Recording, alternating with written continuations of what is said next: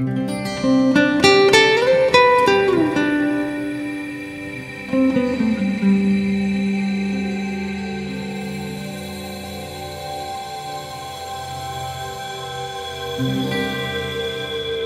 everyone, welcome to my channel. My name is Afton and I'm Monty's Tarot Child, and I'm very excited to bring you this beautiful pick a card today. Today we are receiving a message from your richest self, your most abundant self, your most resourced self. So this is an abundance in many different types of areas and aspects to your life. We're not just looking at money or the material, we're looking at abundance in your life as a whole. So this is a message from your future self, the person who is on the other side of receiving the abundance that we will be speaking about today. I would love for you to take a moment and pause and meditate on one of these 4 piles and see which energy is most connected to your future self right now and the richest version of yourself. So take a moment to pause, meditate, and we will get right into your reading. Hello, pile number 1. Welcome to your reading. You chose this beautiful crystal. And you also chose the angel number 77 with I am brave. I'm going to put your crystal right here to the side. And let's get into the energy. So this card, it says, it is time to move on from the old patterns, habits, and fears. Now is the time to walk in the direction of your biggest desires and ambitions. Now is the time to be bold and brave, okay? So this is a direct message from your richest self, your richest, most abundant version of self. This is a message from your future self. And it's telling you that you have reached a place in your life, maybe in the near future or sometime in the future, where you are bravely stepping away from fears and patterns and habits that do not align with the statement that you are brave. I am brave. So this means moving or making decisions out of fear, choosing either something that is safe or even sometimes there's like spectrums, I feel like, of either doing something safe, very safe because of fear, or doing things kind of recklessly out of fear as well. And it will depend on your level of impulse and your level of that energy. But I feel as if your richest self is saying, right now, as I'm sending you this message, I am full of bravery. I have done things that I couldn't imagine that I would do. And I surprised myself at how I was able to step away from my fear, either as an identity or just as a crutch in general. So this is a direct message. We're going to get further into the oracle, and we're going to see what other messages your richest self has for pile number 1, please, Spirit. Pile number 1.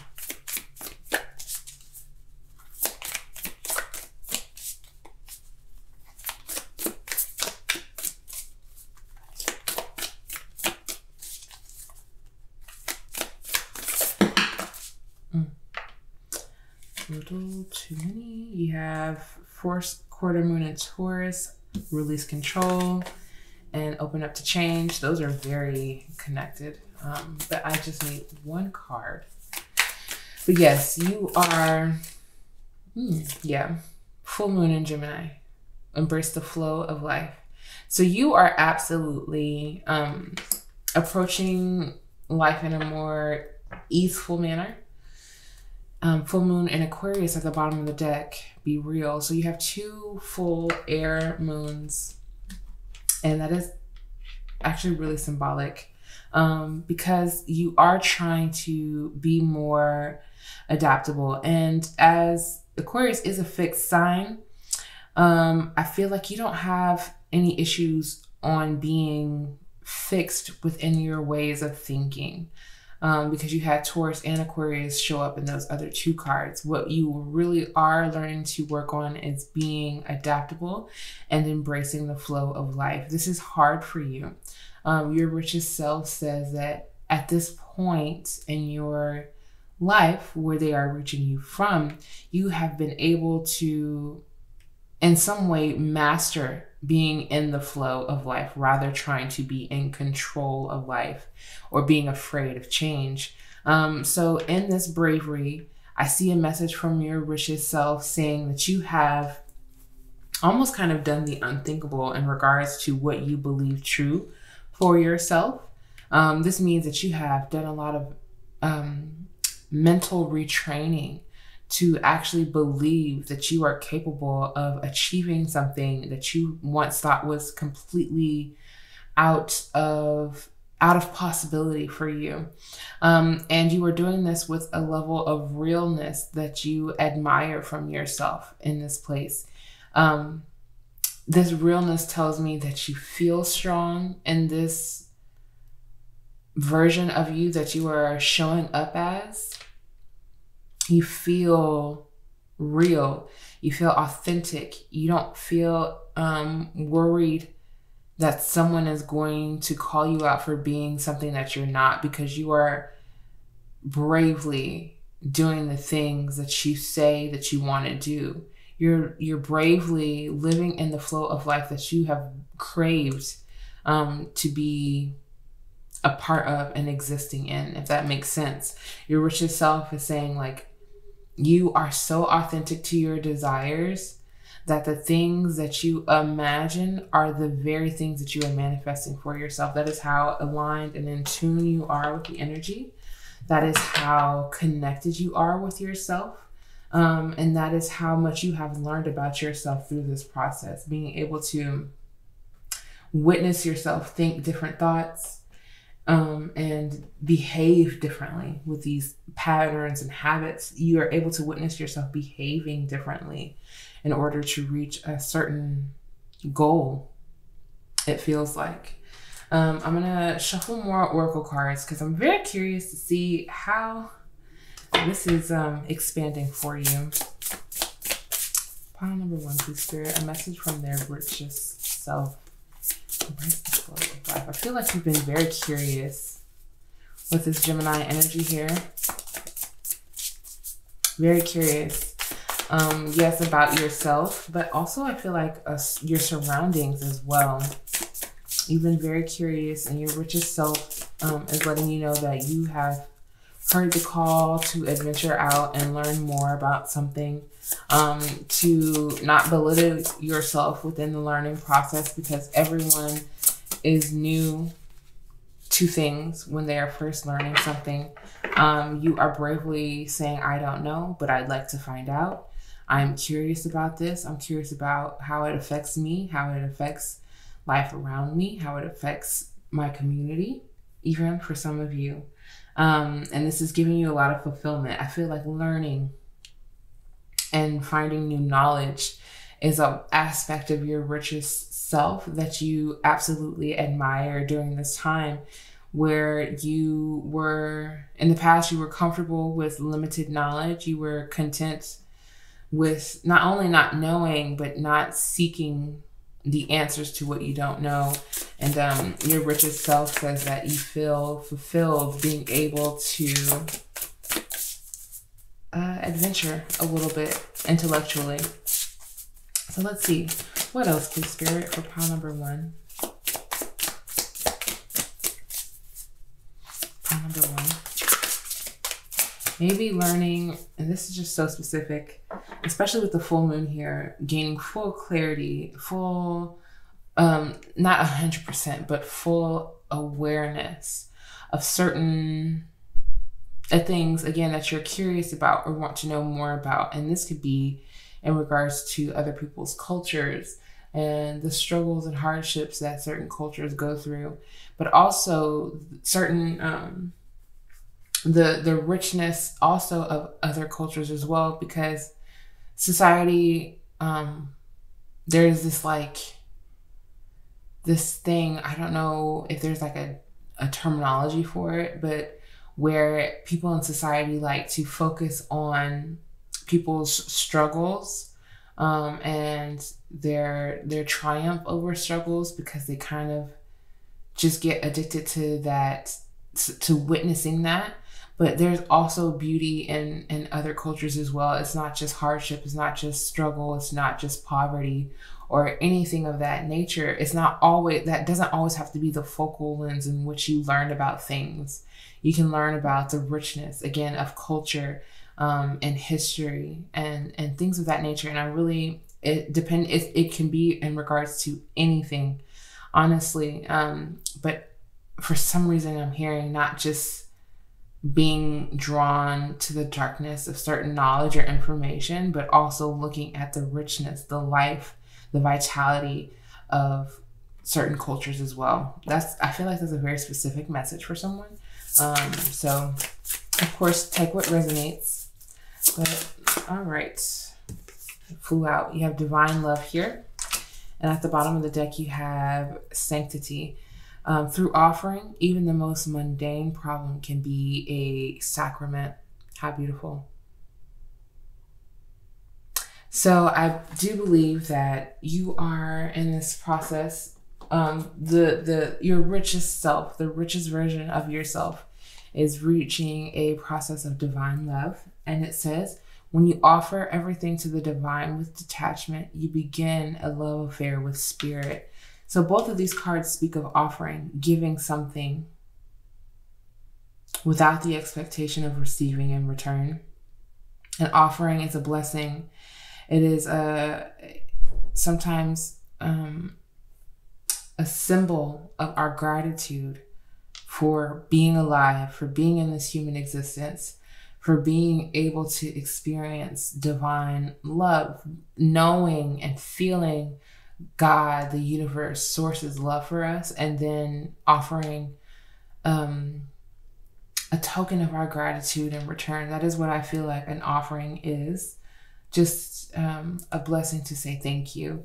And so when you offer everything to the divine with detachment, that is your struggles, as we talked about, your worries, but also your victories, saying, thank you, and I could not have done this without you. Placing all of these things in an offering that we can give over to source and to spirit. I think this is a process that your richest self is very attuned to right now. No matter what you are receiving, whether you observe it or perceive it as negative or positive, you're giving it back to the universe, saying thank you for everything. Thank you for anything. Thank you for just being able to be here and open up my arms widely to life, and however it transforms me is the way that it was meant to. And I am grateful for this. And this is your richest self. In the past, because we have bravery here, certain circumstances may have been so large and consuming that it was difficult for you to find any piece of it to be grateful for. And I feel like many circumstances in life can reflect this. Difficulties, challenges that we thought were the end, and then we persevered through it, but still reflecting back on those moments as failures, uncomfortable moments that led to nothing, or just road blockages that almost feel pointless. But your richest self is saying that we're coming to our own conclusions, understanding that everything was meant to be, and that the pain came from resistance. The pain came from trying to control what was already taking place, what was already happening and unfolding. And so in this embrace of flow, you are understanding like, okay, when I don't fight, when I don't struggle with change, when I don't struggle with being almost pushed out of my comfort zone in a way that is meant to show me that I am brave, when I allow and surrender to those changes and happenings, I find divine love. I find divine peace. I find myself feeling closer to God. And again, that sheds a new light. It transforms how you look at situations. And as the card says, the most mundane problem can become a sacrament, and it can become a testimony. No, we do not have to have a life filled with testimonies. Again, we don't have to have a life filled with struggle, and we understand that it won't always be this way. But for the scary, for the comfortable to really break its form in our life, you do have to channel in and request that bravery. And you will know that your request is heard, as I mentioned, when you feel like your most authentic self, when you have that aha moment of like, this is who I said I've always wanted to be. This is what I said I've always wanted to do. And it really took me being in a flow and letting go of my need to control what it looks like. So this is a very beautiful message from your richest self. Let's see what else, what affirmation they have for you for this time in your life. And what else we can tell you in this message.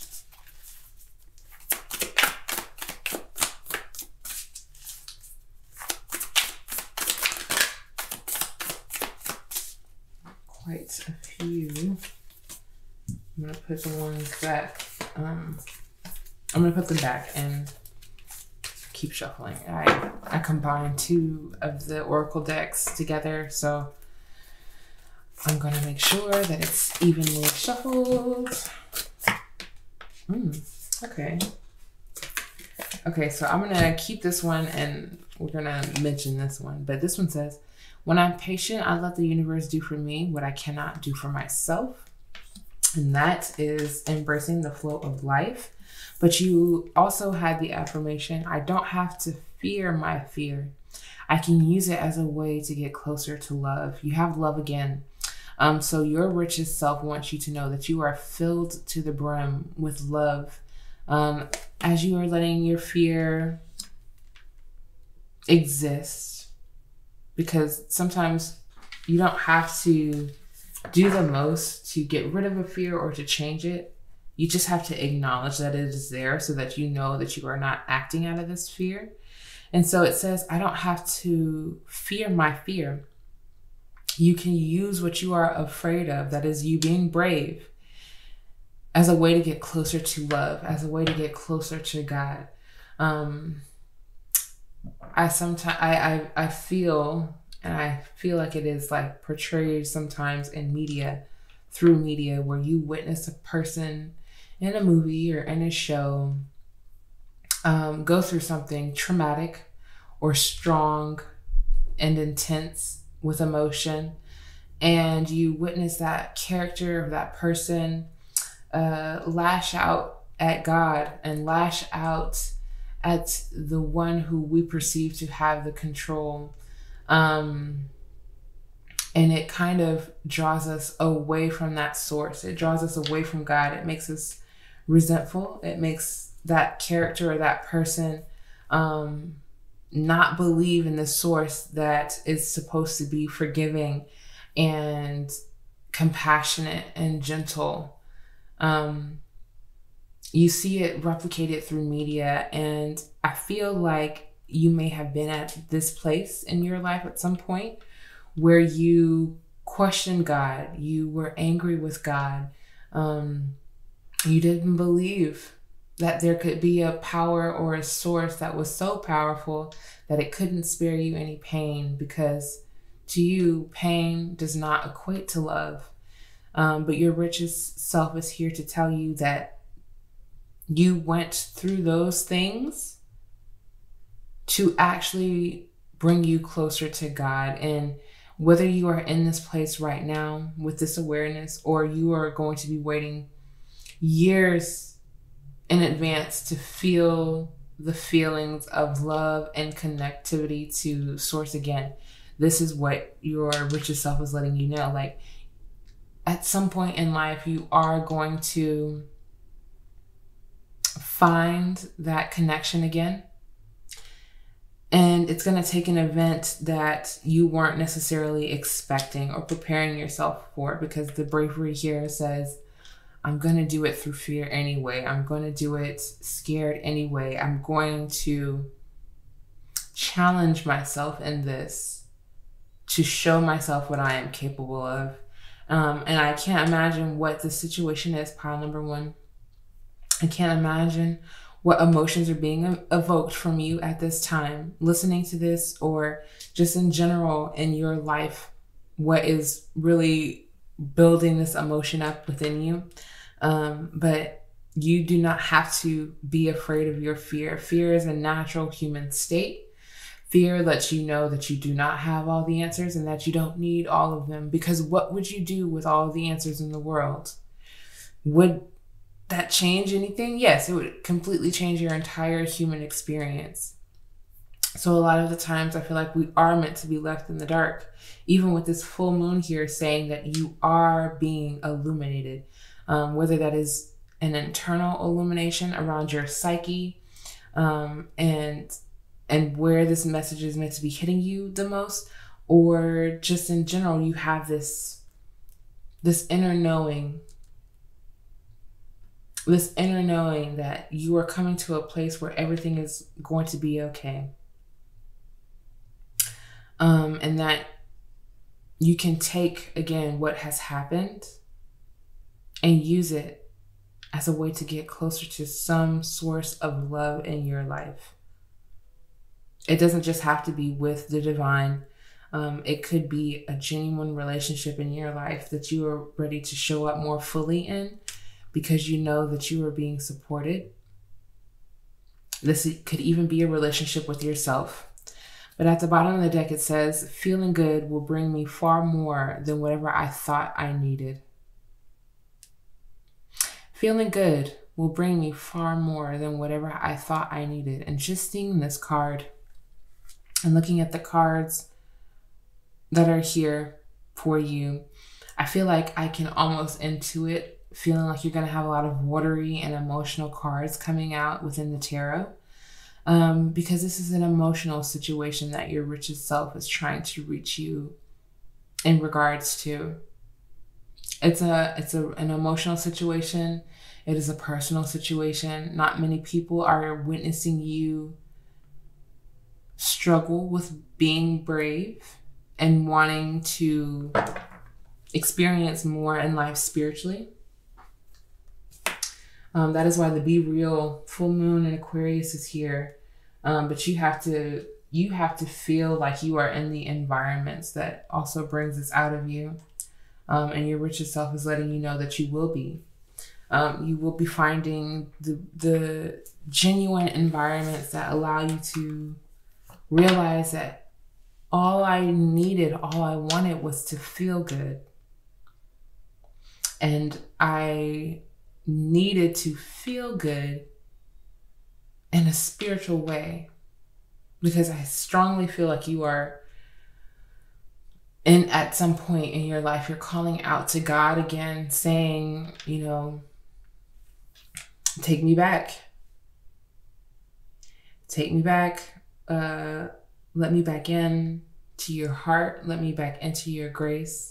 I'm not sure where this message is coming from, pile one, because it's very strong. I feel like it's a very strong message of you wanting to be in love with life again. And your richest self is letting you know that you find it. You absolutely find it. And again, it doesn't have to be through another person. It can be through your own actions, your own mental rewiring, that this falling in love happens for you. So let's see. One final oracle card before we get into the tarot for pile number one, please, Spirit.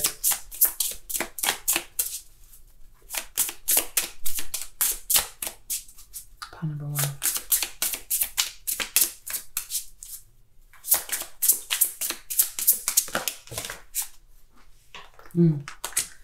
You have passion here, which is one of my favorite cards, because it is so stunning and so beautiful. But I'm going to put it back because it also came out with comfort and the hearth card. So I'm going to shuffle this and see what is your concise energy. Pile number one, please, Spirit.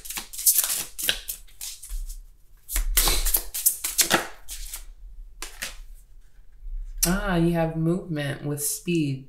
So this was a more aligned card for you. I wanted to come out right away.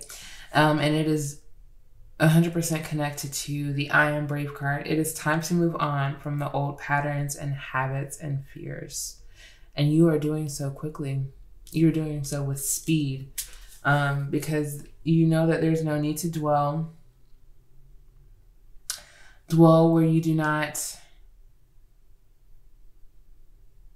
want to be, that where you don't feel the most comfortable, because we have comfort under the deck again with Hearth. You do not want to exist in uncomfortable spaces, uncomfortable places. And that is what initiates your growth. That is what ignites movement. That is what encourages you, entices you to start asking for detours, to start asking for the energy or the encouragement in some way to move and to make moves. Quite a lot of cards just came flying out. So do I want to keep them is the question.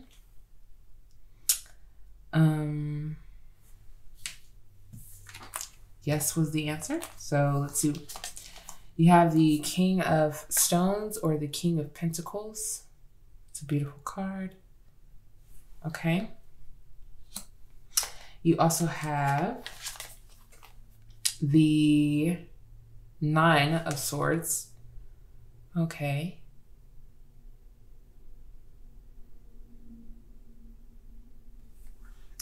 You also have the Four of Cups. Okay. Yeah.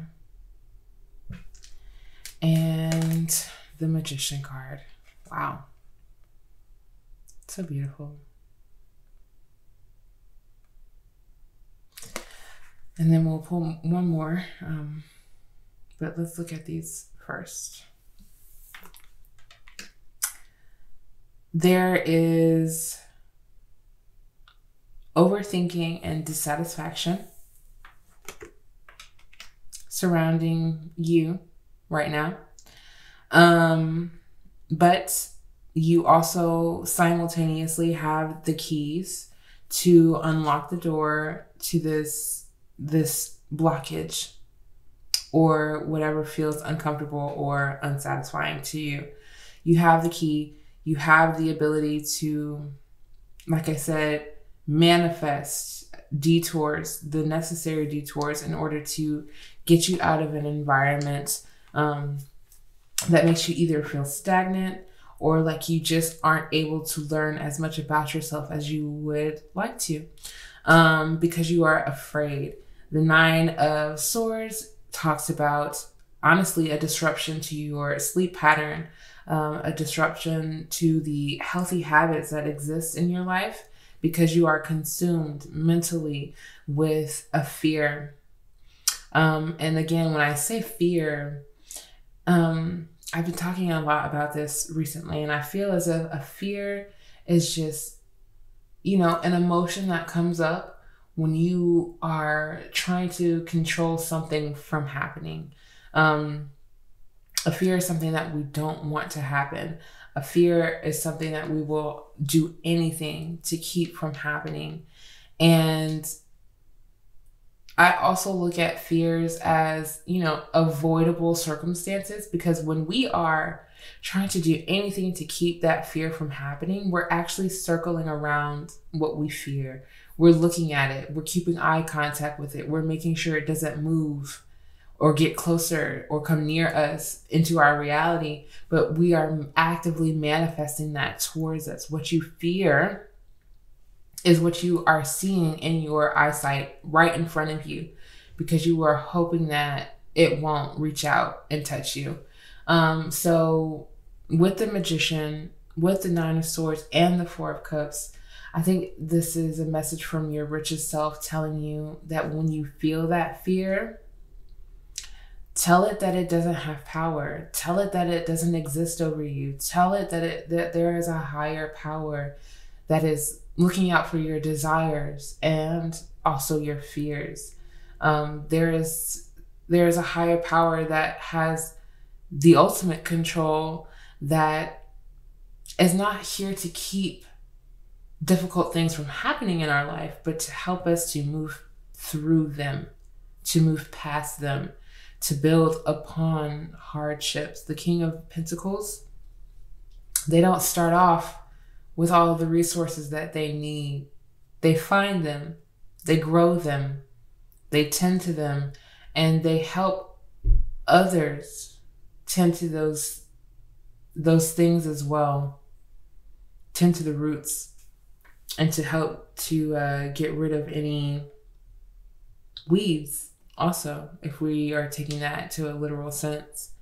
So the Nine of Swords and the Four of Cups is saying to not focus on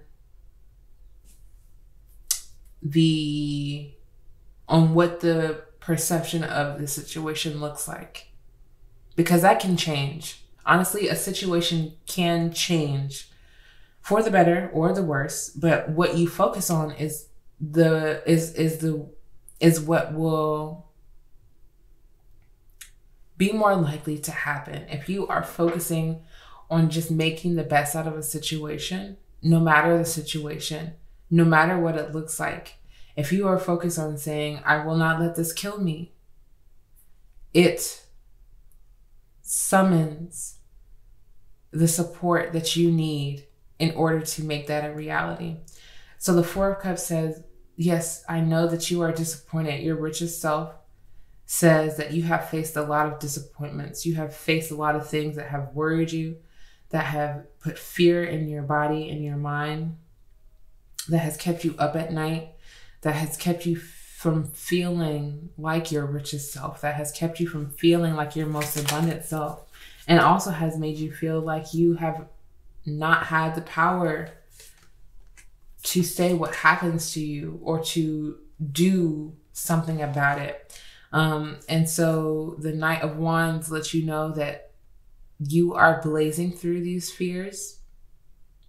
You are not accepting defeat, which is something that I talked about within another reading that I did, another pick a card reading that is on my Instagram if you are interested. It is a message for a difficult time in your life. And this sounds like something that you would describe as just a difficult time in your life.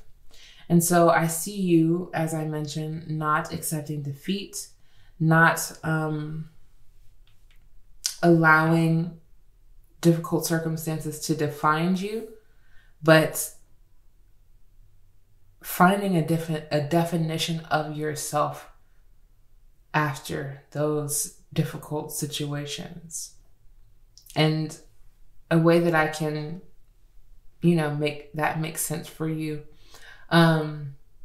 is the fact that, you could be a person that has gone through poverty, and instead of letting that situation that you were in define your financial habits, you have allowed it to, instead of letting that situation, instead of letting the situation of poverty or being without define you as a character and define your state of financial, of your financial relationship, you could be the person to take what you have experienced and build better and healthier habits for yourself, like financial planning, like financial literacy, like finding people who can help guide you and encourage you to learn more about your finances, if that is your situation, if that is something that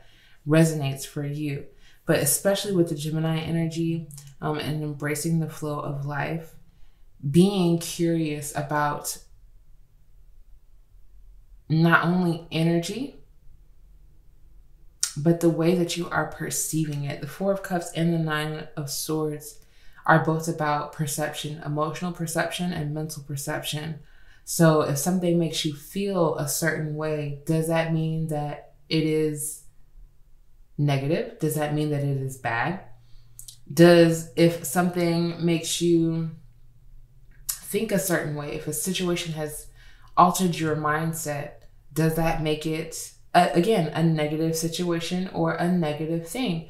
Or is this what has happened?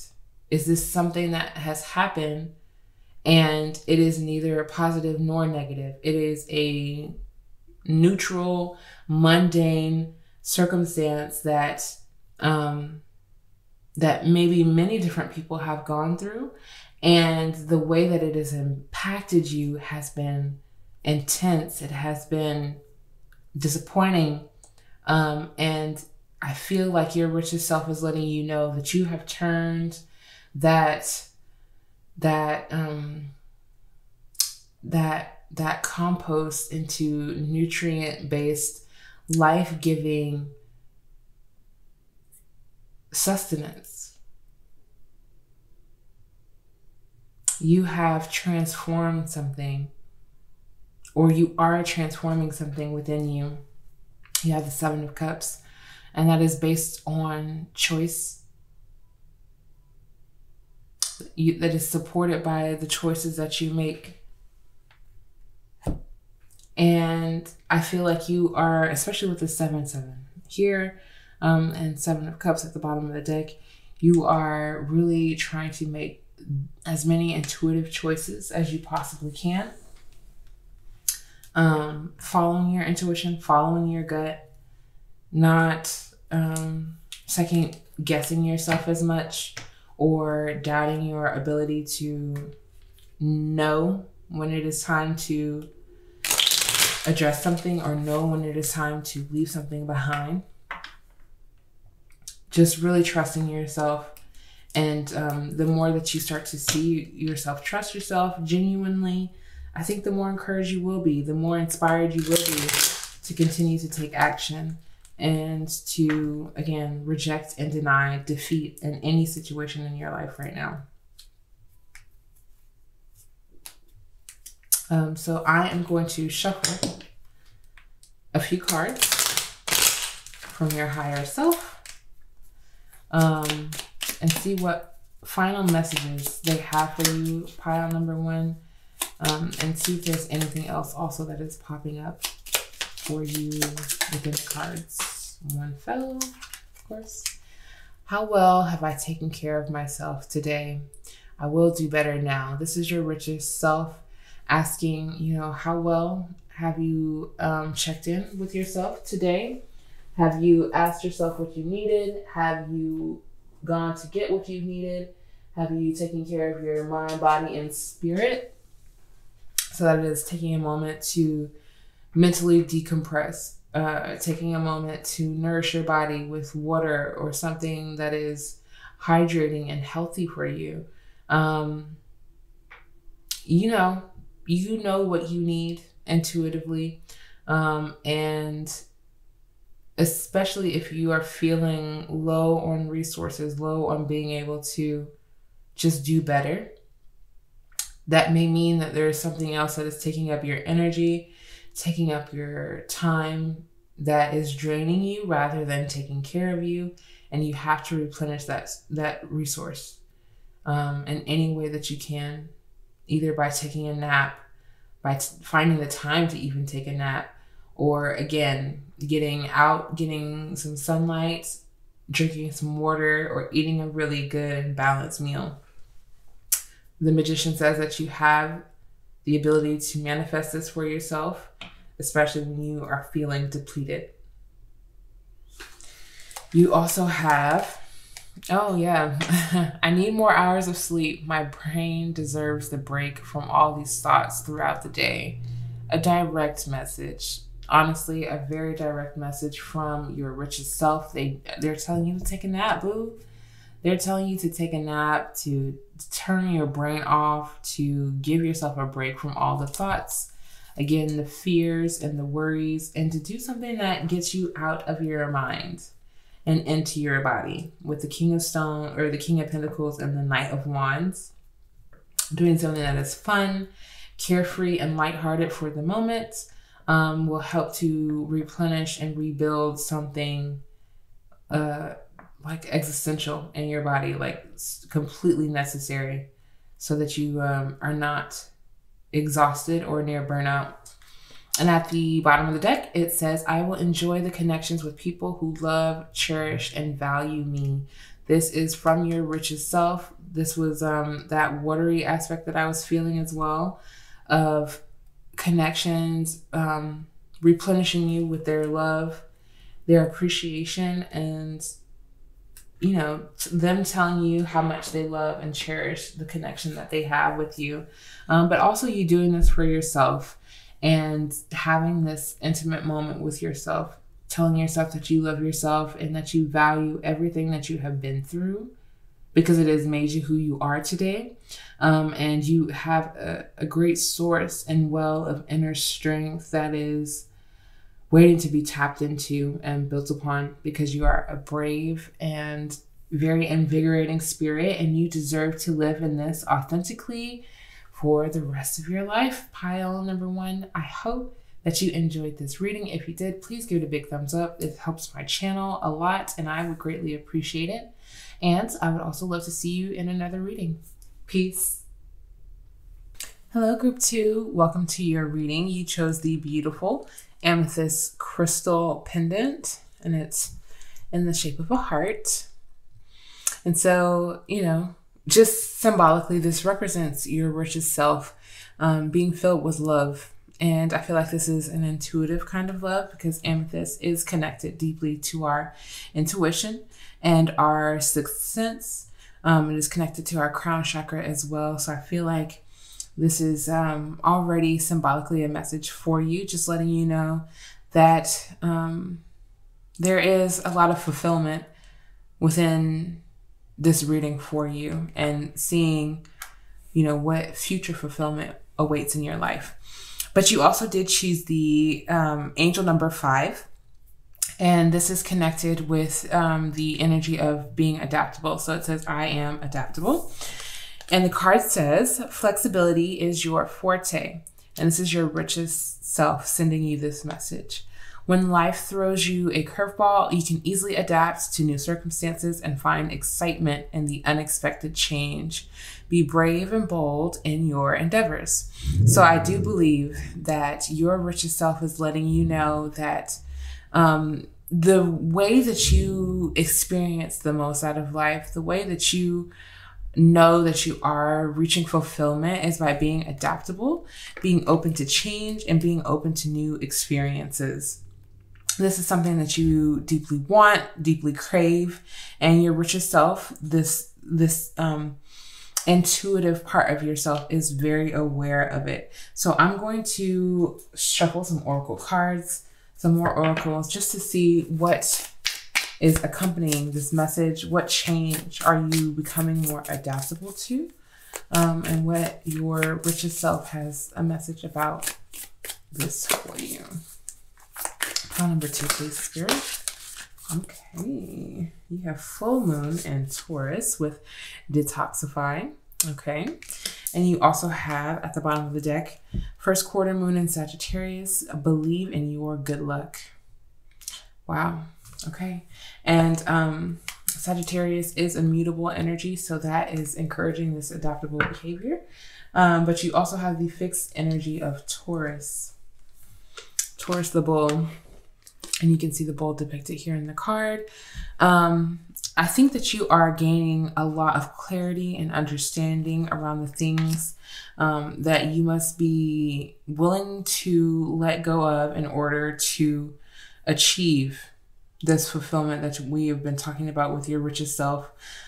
Your richest, most adaptable, most free-flowing self is also the type of person who knows when it is time to detoxify, and that is to detoxify from anything that stagnates or cuts off your nourishment or your growth, because that is what Taurus represents, growth. So that can be cutting or detoxifying your time on social media, knowing when to take a step back and be able to spiritually cleanse yourself. This is all about this adaptable energy, knowing the ebbs and flows, It doesn't mean that you have to be off of social media for a year for the impact to be any greater than it would be for a week.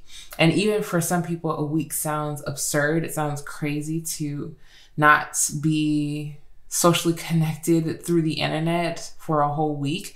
But it's something that if it is coming up for you within your spirit, within your intuition, within your body, even of like feeling more tired, and you know that a part of your nighttime routine consists of being on your phone or just being stimulated in a way that keeps you from getting a good night's rest, whatever that may be, whatever it looks like for you. Pile number 2, your richest self is saying that where they are right now, the space in life that they are in right now, they are very adaptable to sacrificing certain energies in order to gain or receive, again, that energy of growth and nourishment. And with the bottom of the deck being believe in your good luck, with the Sagittarius energy, I do feel as if, and this is just a message for a specific few, those who resonate with it, of course. Some of you may struggle with feeling as if this detoxifying means that you are missing out from something in some way, and believing in your good luck means that you have this awareness, your richest self, the richest aspiration or embodiment of this of future you.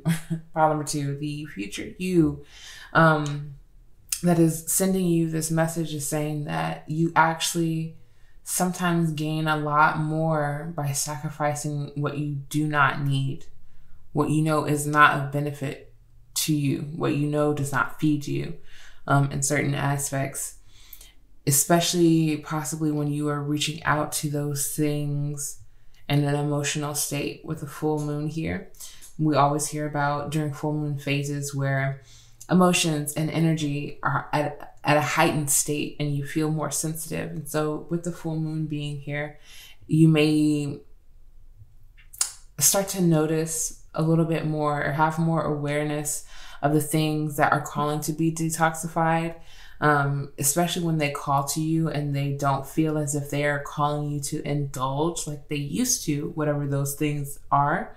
And it's more of a like, this is a habit that I notice myself doing that I'm interested in learning how to let go of. I'm adaptable and moving away from this just for a moment or for however long I need to understand that the detox is complete. Because we aren't always supposed to be in this cycle of detox either. We're supposed to be in that adaptable ebb and flow. And so this is your richest self saying you have found this in the future. You have right action here. And this is always a word that I am not sure how to pronounce within the description of what this card means. But if you can, I'm going to try to zoom in. And if you can see this word, the card says this word literally means let everything that wants to go, go, and everything that wants to come, come. And that just feels so aligned with what we've been talking about. Literally, like your richest self knows when to take the right action.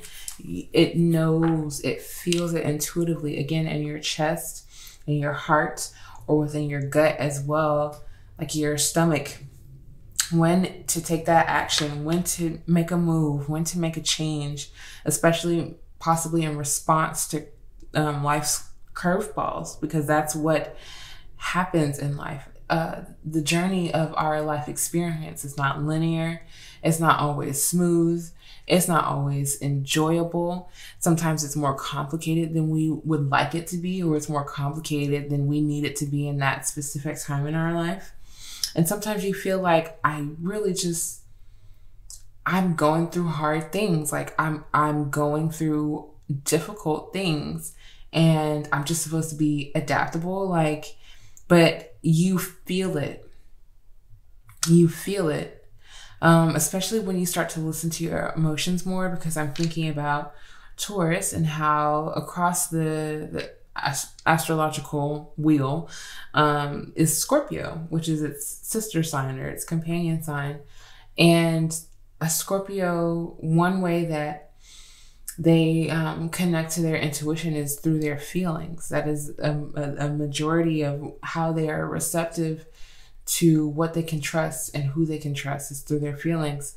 And I think that you're going through this process of detoxifying a lot of the physical things that keep you from tapping into that energy and feeling more and more confident and knowing that you're taking the right actions. Again, especially if you've been called to feel like detoxifying, you know that it's the right thing for you to do, the right next step to really just clear your system. Maybe even hit like a semi-hard reset on your body, your mind, or your spirit in some way.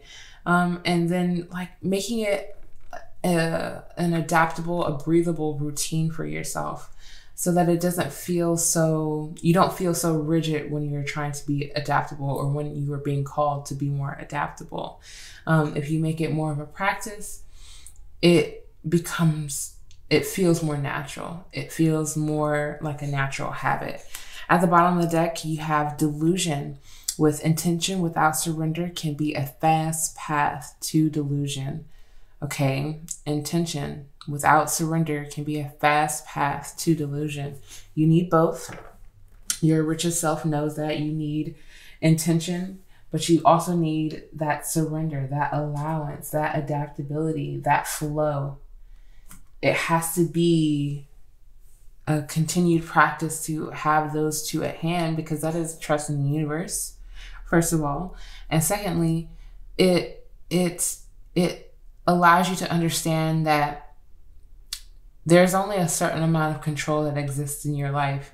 You can control, because that's just, you can decide how you want to respond to the things that happen in your life, or respond to the difficulties or inner struggles that you have even within yourself. You get to choose how you want to respond to that.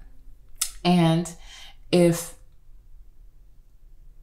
it doesn't align, if that response doesn't align, it can sometimes feel like it is just what you're trying to do is not working.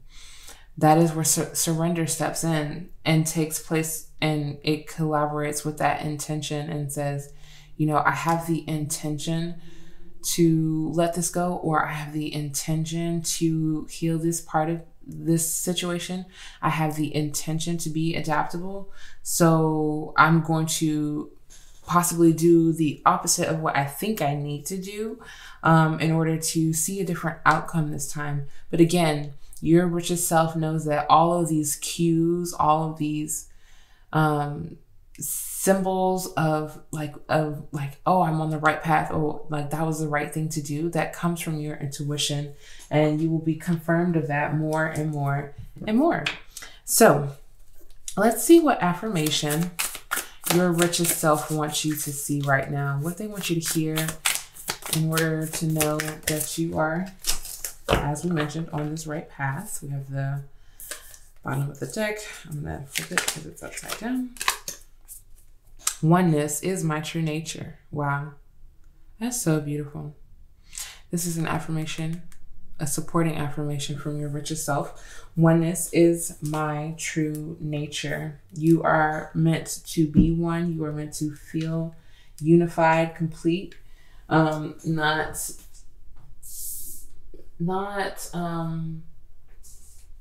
what's the word?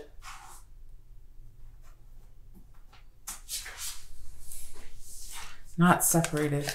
You're meant to feel unified, like parts of yourself, all parts of yourself are meant to feel like they make sense for your nature and your character. But the affirmation that flew out and fell onto the floor, it says, I do whatever it takes to get closer to consciousness. And that is that detoxifying energy. That is that adaptable energy. You're doing whatever it takes. Your richest self knows. It knows. And like it is sending you this direct message to tell you like certain actions.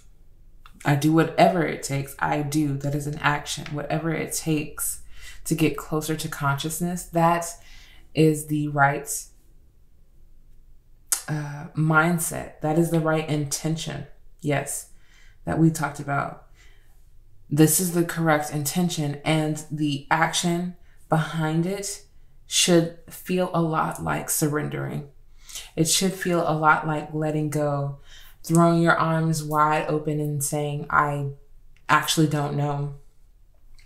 That is surrender. That is saying, you know, in this moment, I don't need to have an answer. I'm not meant to have an answer.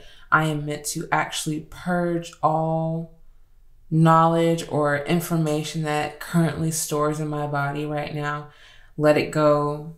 Not try to make equations or make things fit or put things together, but to let everything go in this current moment, in order to get closer to my consciousness, in order to get further confirmation that I am reaching oneness, that I am stepping outside of delusion, and I am actually taking the kind of control over my life that I have been seeking.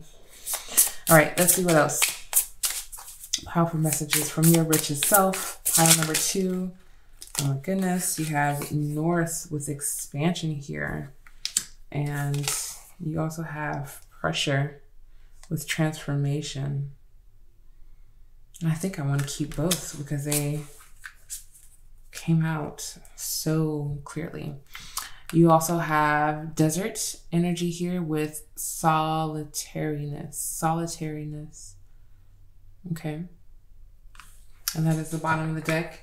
So in order for you to combat this delusion, in order to accept surrender as a true nature to yourself, you will have to face some solitary moments, but nothing too long. I keep hearing still nothing too long, because you have the desert here underneath the deck to support, but you have this rich, moist in certain areas, that Taurus, earthy,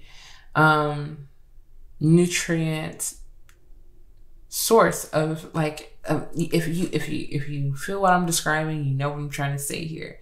Like, just the richest part of the earth that you can dig up and feel life within it. And that doesn't always necessarily exist in the desert. Life force is a little bit more scarce and all of those other things. But when I think about it in the literal sense, I think your landscape is becoming more natural, more earthy, more inviting, welcoming, and nourishing.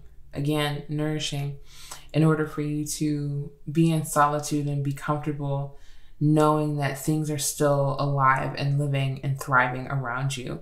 I feel like this dryness within the desert is a representation of what you feel like will happen, again, if you take a step back, if you detoxify, if you close yourself off into solitude, into hermit mode for a little bit. You feel like things would dry up and interactions and connections would dry up, and that's not the case whatsoever. But yes, you have North with expansion and transformation with pressure. So yes, you are expanding, but especially with the pressure card here, it makes me think about the pressure that you feel in your ears when you are taking a plane. If you know what that feels like, then this is the kind of pressure that I sense that you are feeling, taking this action, embracing this expansion that is taking place in your life. Because like I said, it starts with a decision, it starts with a choice, and you seem to be making the ones that promote what you are intending. And that comes with a lot of expansion, but that also feels like a lot of pressure to you as well. Like I mentioned, you feeling like, okay, I should be doing this then. If I have all of this space, all of this opportunity, I should be doing this. I should go for this. I should go after that. And we have all of these I shoulds in the back of our mind right now. But I think the pressure is also going to come from your stillness. It is still, especially within the grind culture that society exists within right now, it is still abnormal to believe in the fact that we can do less and receive all that we need and more with the right intention and, of course, surrender. It's abnormal to people to think about life in that kind of way. People will feel guilty. They will make other people feel guilty and say, either you didn't work hard enough for that, or this can't be real. This can't be sustainable. This can't be gratifying because you didn't bust your ass for it. And I mean, bust in the sense of like overworked, overtired, exhausted, something being compromised. We always, in society, we feel like something has to be compromised in order for us to reach this level of peace or success. And you're too adaptable for that. It doesn't feel like a compromise when you're sacrificing the right things. It feels like the perfect amount of pressure to transform you, again, in order to get you closer to what you say that you desire, which is consciousness, which is awareness, which is flow. And that doesn't look how it looks like for everyone else. You have the Five of Cups. Very interesting. Very, very interesting. When I look at the Five of Cups, especially within this card, the Five of Cups talks about something not working, something not going as the person intended or planned. And we've been talking a lot about intention, pile number 2, because I think you are goal-oriented with the Taurus energy here. You are goal-oriented. You want to make the most out of your energy. You don't want to waste it because you may not even have a lot of it at times. With the Taurus energy here, you may like to spend your time and your energy wisely, and it may upset you when that doesn't always happen or turn out to be. So the Five of Cups here is saying that while something did not go as planned for you with the Three of Cups, or with the 3 cups and the 5 of Cups spilling over, you do have 2 viable options of joy, peace, and fulfillment, or emotional comfort even. I think when things don't go as planned for you emotionally, you do put a lot of pressure on yourself. You do quite possibly even talk down to yourself, or you're very hard on yourself. And that puts you in go mode. You kind of feel like, well, now I can't stop. Now I have to do twice as hard of the work in order to make up for the mistake or the thing that didn't work out as I thought it would, as I planned it to. And I'm just realizing you have 5 and the 5 of Cups, of course. So really being aware but also adaptable to this emotional habit or pattern, I think will save you a lot of hardship emotionally. You are only a human. You are one human being, and life is not meant to be made with no mistakes or made to perfection. Life is meant to be exactly as it unfolds. And being okay with that, being aware of that, again, detoxifying all the things that make us work against that energy rather than for it, is the stage in which your richest self is in. They understand disappointment. They understand when things are a no, or when things don't work out, or when they just have to be adaptable to a maybe even. That opens you up to more with this expansion as well. It opens you up to more because you're not just settling. Your spirit guides, your richest self, they don't want you to just settle for disappointment. They want you to look at that disappointment and say, I can do something with this. I can learn from this. I can pivot from this. I can build off of this. I can rebuild this. I can do something with this. A no is not a never. A maybe is not an automatic no. And a yes is not forever. So what do you do with that information? You do what you need to. You make of it what you want. You reimagine the entire thing if you have to. But again, intention and surrender. Take a moment of pause. Acknowledge your emotional state around something not working out or not being as you planned. And know that it doesn't completely define who you are, whether this is emotionally, so who you are as a partner, who you are as a friend or a family member.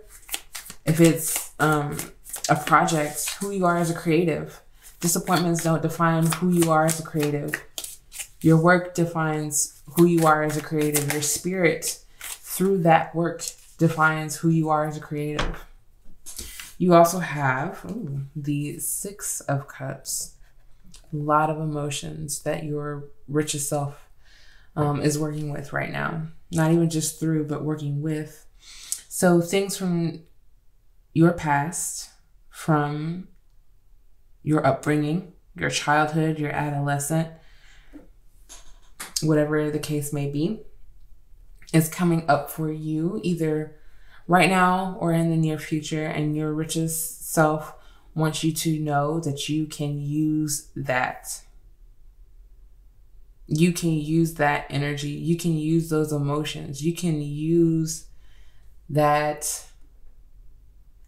It's like, I want you to hear the words that I'm saying. Pile number 2, you can use that waste and turn it into compost and build new life out of it. With the Six of Cups and the Five of Cups, you have fertile life experiences that are deep and rich in emotionality, and you can use that. And you don't have to use it in your creative way. Use it in your desire way. Take your right action, because it will look different for every single person watching this pile. Use that in order to paint a new world. Because I feel like there's something also here about you viewing the world in a specific way based on the past and past experiences and past disappointments. So there's a lot that is coming up for you from the past that your richest self says they know hold a lot of emotional things for you, the past does. And so they want you to know that the power is in your hands, and that the past doesn't have to, dictate or define who you are today. You have the Knight of Pentacles. This is a methodical, a slow-paced journey, especially with the Taurus energy here. So, especially coming right underneath, I do whatever it takes to get closer to consciousness. Slow down. Pile number 2. Slow down. Even if you think that you are moving slowly or intentionally, look at how that can be perceived. Or look at what is the internal story that you are telling yourself. Are you okay with the pace at which you do things or come to awareness about things? Are you comfortable with your natural pace? Do you give yourself time to detox? Because another thing that this Taurus energy is bringing up are those really fast detoxes, those 72-hour juice cleanses, or, all of those things. I feel for you like a rush to the process. The Knight of Pentacles here is saying, take your time as you are seeking Ground yourself as you are exploring so that the pressure doesn't become overwhelming. Because you have expansion and you have pressure. It feels like you have altitude, but you also have speed. And you want to make sure that it is at the correct pace for you physically, spiritually, and mentally. All of the things. You have to make sure that all of the things are right for you in each step that you take. That is that intentionality. Before you actually move, you think about in what state you are in to make that move. That doesn't mean to over-contemplate, overthink. That doesn't mean to procrastinate or to doubt. It means to check in, because you are not the same person that you wake up with every day. You change. That's that adaptable energy. You change, and that's okay. Things change, especially when people have long-term goals. And in a lot of cases, some people actually reach those long-term goals. And I'm talking like 10, 15 years in, and they turn around and it's like, have you checked in with yourself? Was this still the same goal that you wanted 10 years ago, 3 years ago, 2 years ago? Like, we get so consumed with what the goal should look like, and we should just continuously check in. Continuously. So the Knight of Pentacles is offering you that. It's offering you that ability to not rush, to not fold under pressure, and to stay the steady course that you know that you are on and that you want to continue to be on. You have the 5 of Pentacles, and this is now 555. You have a great amount of change coming for you, and your richest self wants you to know about it. They really want you to know about it, because the 5 of Pentacles says that in the past you were under-resourced. You may still feel the remnants of that energy of feeling not capable of providing, or just feeling like there wasn't enough, feeling like you were coming from a desert land, and you are seeking that richness that we talked about in the Taurus energy. You are seeking, you are wanting, and it feels like a lot of pressure. Even though we don't have the 10 of Wands out, it does feel like this pressure card can echo to that, of feeling like I'm trying to do so much, or I want to do so much in order to fill what has been unfulfilled for some time now, with the 6 of Cups here. Feeling like your material needs have been unfulfilled for some time now, and you want to go fast. But your richest self is saying the best thing that you can do is to be intentional and methodical. Take your time, and don't let the past haunt you to the point where you feel like you need to speed up. There's also this saying that's coming to mind of like, when you try to rush, you end up making more mistakes. Which, again, we talked about mistakes being natural. You can be as slow, methodical, and intentional as you want, and sometimes you're just gonna make a mistake, and that's just life. That's just the human experience. But outside of that, rushing, you are more likely to make more mistakes than if you had just spent the time taking your time. And you have the 10 of Swords. Yeah.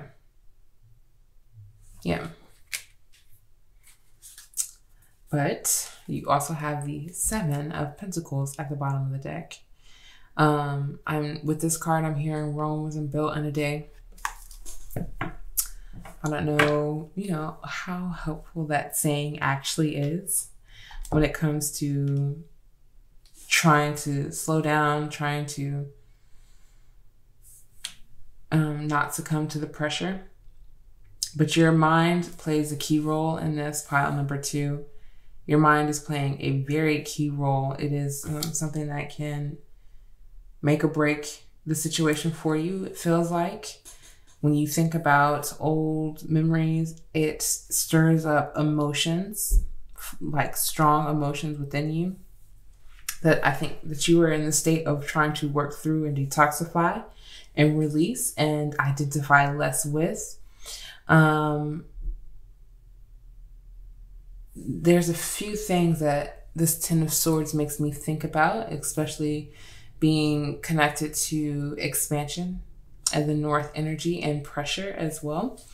I feel like when things do start to go in the right direction based on your actions, based on your surrender, based on your intention, and the walls start to expand a little bit, don't doubt that you are meant to roam or take up a little space or be a little curious. Don't shut yourself down, and really believe in your good luck is what the card said. Believe in your good luck and know that your mind is simply, it's keeping up those barriers in order to keep you from feeling that disappointment again. Your mind is your safety net. It's your last resort to tell you to get back up and keep on going. Because sometimes we just can't feel that passion in our heart anymore because it is so filled with worry or old, outdated feelings that need to go. And so our mind is that backup drive, and sometimes it is not calibrated to optimism or positivity. So this is your richest self letting you know that when you start to hear those thoughts, when you start to feel that pressure in your mind telling you to step on the gas, and you feel like, but I can't go any faster, like this feels like it's good enough, but it doesn't, also check in with where those messages are coming from. Where is it coming from? And do you have to listen? Do you have to let your mind win? Do you have to let it outweigh your judgments? And like really your heart's desire, which is to go slow and to be more intentional. So I have just a few more messages from your richest self. It's also your future self. They are combined. They are one, because I see you gaining a lot of richness in your future. But this one says, why do I let that person trigger me?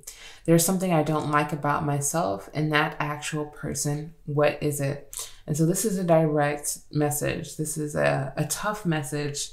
I think that your richest self is trying to bring to you and to let you know that sometimes, yes, the stimulation, the fear, the doubt, the overthinking does become triggered by it can be triggered by someone else's energy. It can be triggered by a characteristic or a trait within another person that we know is dormant or hidden, more introspective to us than what we witness in another person. And sometimes that is what sends us into the tizzy.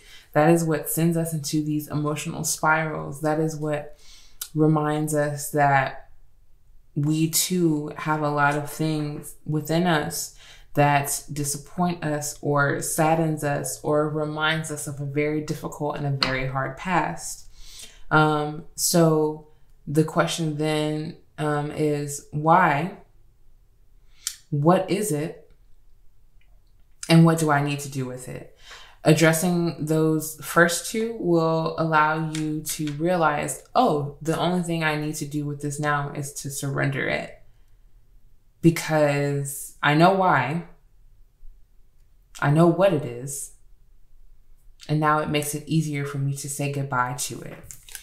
You also have, I will focus on myself. Now is the time for my inner growth, landing right over that Taurus energy, right over the Six of Cups and the Knight of Pentacles, and also in connection with I do whatever it takes to get closer to consciousness.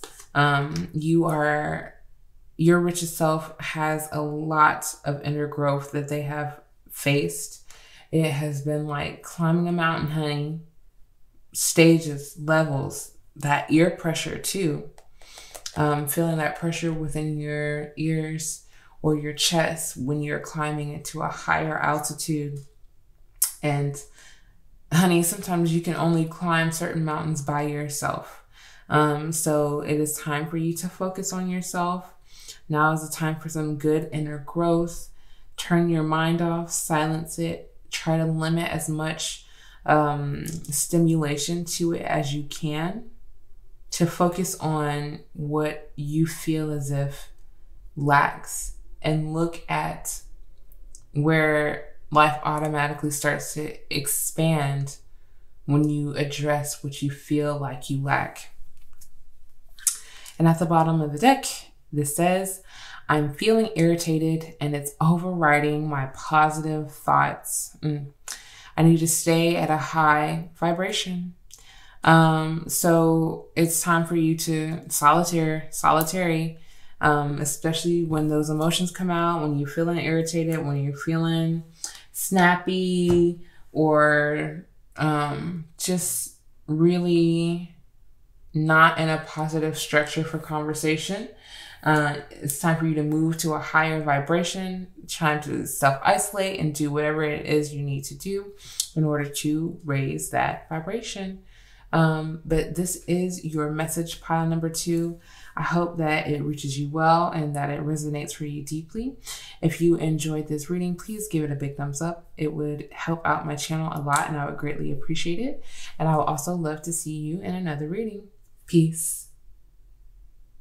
Hello, pile number 3. Welcome to your reading. You chose the beautiful green aventurine crystal. So gorgeous. And you also chose the card or the angel number 0 with I am limitless. And this is a message from your richest self, the richest version of yourself, your richest future self as well. And the card states, there is no beginning and no end. All is infinite. It is time to develop your spiritual side. You are gaining new sight and understanding of both godly and earthly things, okay? And so again, there's an alarm to confirm this message that your richest self is letting you know and is sending you the message that you are limitless. When there are situations in your life, there really truly is no beginning, because we sort of kind of blend into new beginnings off of previous experiences, and there's really no ending to that as well. So that means that you decide when something is the end of something. You decide when you are ready to begin, and both of those stages, they don't look definite. They don't look as you would expect them to. That is why a lot of people can sometimes look around in life and not realize how they have gotten to where they are, because certain experiences just blended in all together. So your richest self is saying that it's kind of like this is what is going on in your life, but also not really. I think you are making a more conscious choice of your decisions. Being this version of yourself, you want to know that you are limitless, but you also want to be aware of the decisions that you are making. You want to know that you have been fully present, so that you are not one of these people that looks around and doesn't realize how you've gotten to this stage in your life. So your richest self is letting you know that you are limitless.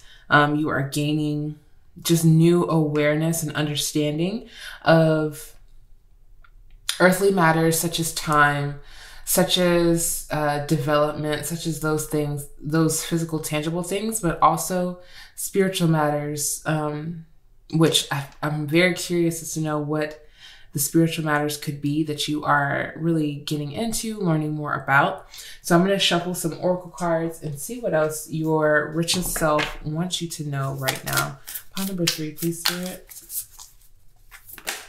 Okay, yes. Full moon in Libra. Oh, and new moon in Libra. So you have a full moon and a new moon in both in Libra. And I feel like this is symbolic. We're already getting started with the energy, pile 3. So let's dive in. Find a balance with the full moon in Libra. Both the full moon and the new moon bring completely different energies, both to the reading that you are experiencing right now and also just in general in life. During full moons, you find that not everyone, it's only if you are, of course, working with the energy of the full moon, but you find people facing a lot of realizations, a lot of aha moments, and finding clarity in certain difficult situations in their life. And of course, with the intention of working with the moon, this is how you gain this energy. So the full moon in Libra is saying that you are gaining full clarity and awareness around what needs balance in your life. When we feel limitless, we feel like we can take it all on. We feel like we can do it all. We can achieve it all. We can experience everything that we desire and even the things that we don't even know that we want. When we feel limitless, we are more likely to say yes. We are more likely to not be still. And with the find the balance, I think that your richest self wants you to know, yes, the spectrum for you is expanding in possibility and opportunity, but you also need a healthy dose of balance. What you say yes to versus what you say no to, especially because it seems as if there are certain things that you want to say yes to that aren't necessarily temporary changes. Especially when you're making huge life changes, when you're taking on brand new beginnings that are meant to be long lasting and in your life for a reasonable amount of time, you don't want to take on too much all at once. There's a numerous number of reasons as to why. It's so strange because now I'm also looking at Libra here on the Astro Dice. So some of you could have strong Libra influence in your birth chart, or just around you in general, like the people that surround you could have Libra energy in their chart. So it's just so interesting. But balance is what is coming out as an integral part of this message to make sure that when you are in a new beginning, that you're on the right track, that you're taking the right first steps, and that you're able to really experience this new beginning completely and not in an overwhelmed state because there's so many other things trying to grab your attention, if that makes sense. But at the bottom of the deck, you have the new moon in Libra. Know you are loved. And so the difference between the full and the new moon is the amount of light that one can see when witnessing the moon at night. In the new moon phase, the moon is actually hidden. It is actually not easily visible because it is it's in the opposite sign that the sun would be in astrologically. So what that means is that you have the sun and the moon opposing. I'm pretty sure. Or no. The new moon is when they are in the same sign. Thank you. So the full moon is when they are opposing one another. And that's when the light shines on the moon. So with the new moon being a hidden aspect and being the supporting energy at the bottom of the deck, I think it is to a point in your life where your richest self knows, your future self knows that you feel as if you wished that you knew that you were loved and that you knew that love was an energy that you could depend on or count on in your life. And I'm going to see why this is the supporting energy for you, because Libra is a relational zodiac sign. It is all about you and that other, finding that balance so that you don't completely merge together as you would in Scorpio, but also where you're not butting heads like you would with Aries energy. So it is all about finding that balance. of knowing that you are loved and knowing that you are worthy of love. You are deserving to share your love with other people as well. And knowing that you are limitless in this. There's somehow these things are connected. And of course, we're going to pull more oracle cards so I can get more clarity for you. But the strength and the intensity of the Libra energy right now is definitely amplifying this message of finding a balance and not doing too much when you find new things entering your life. Again, it's like being in an interactive food course or a meal course, and you're trying to try all of these different flavors, all of these different textures at once, and it kind of disrupts your palate. So you don't know what you are authentically tasting because you have so much overwhelming energy being introduced to you all at once. So I think your richest self is asking you to take your time when it comes to new beginnings. Take your time. Don't try to, squeeze it all in or rush it all in, because you may feel as if the experience is not going to last that long, but that's actually not the case. You also have inner power, and it looks like we have Leo energy present. Give me the courage and the power to do what must be done, okay? And this is a message that your richest self is very familiar with at this time. Your richest self has an understanding and an awareness that they have the potential to tap into their own inner power. You yourself are a resource. And I think you're learning more and more about what that means for you to be a resource, to have access to a power that allows you to be courageous and to get what needs to be done. At the bottom of the deck, supporting this energy, you have grounded. Many of the most evolved beings on earth are regular folks living with joy, dignity, and courage. Okay. This is a clear and precise message from your richest self saying that you are allowed to live a regular life. You are allowed to have a specific idea of what spontaneity looks like. You have a specific, you are allowed to have a specific idea of what adventure looks like. And sometimes, if that goes against the majority of people's beliefs or society in general, it makes us feel uncomfortable. It makes other people feel uncomfortable, because one thing that someone will say, especially if they are close to you, they'll say, I'm only saying this because I care. I'm only, advising this because I love you. But no one can tell you how to live this life. No one can tell you what is the best way to experience this life. You are literally the only person equipped with this knowledge. You are the only person to have the courage to take action in life the way that you do, when you want to and how you do. You're the only person behind the wheel for this life experience.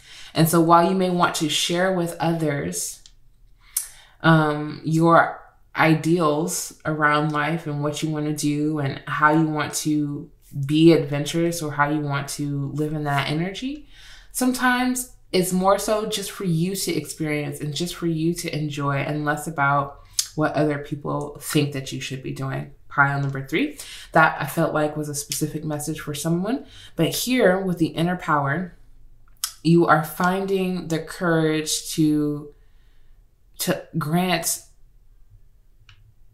or give yourself access to balance.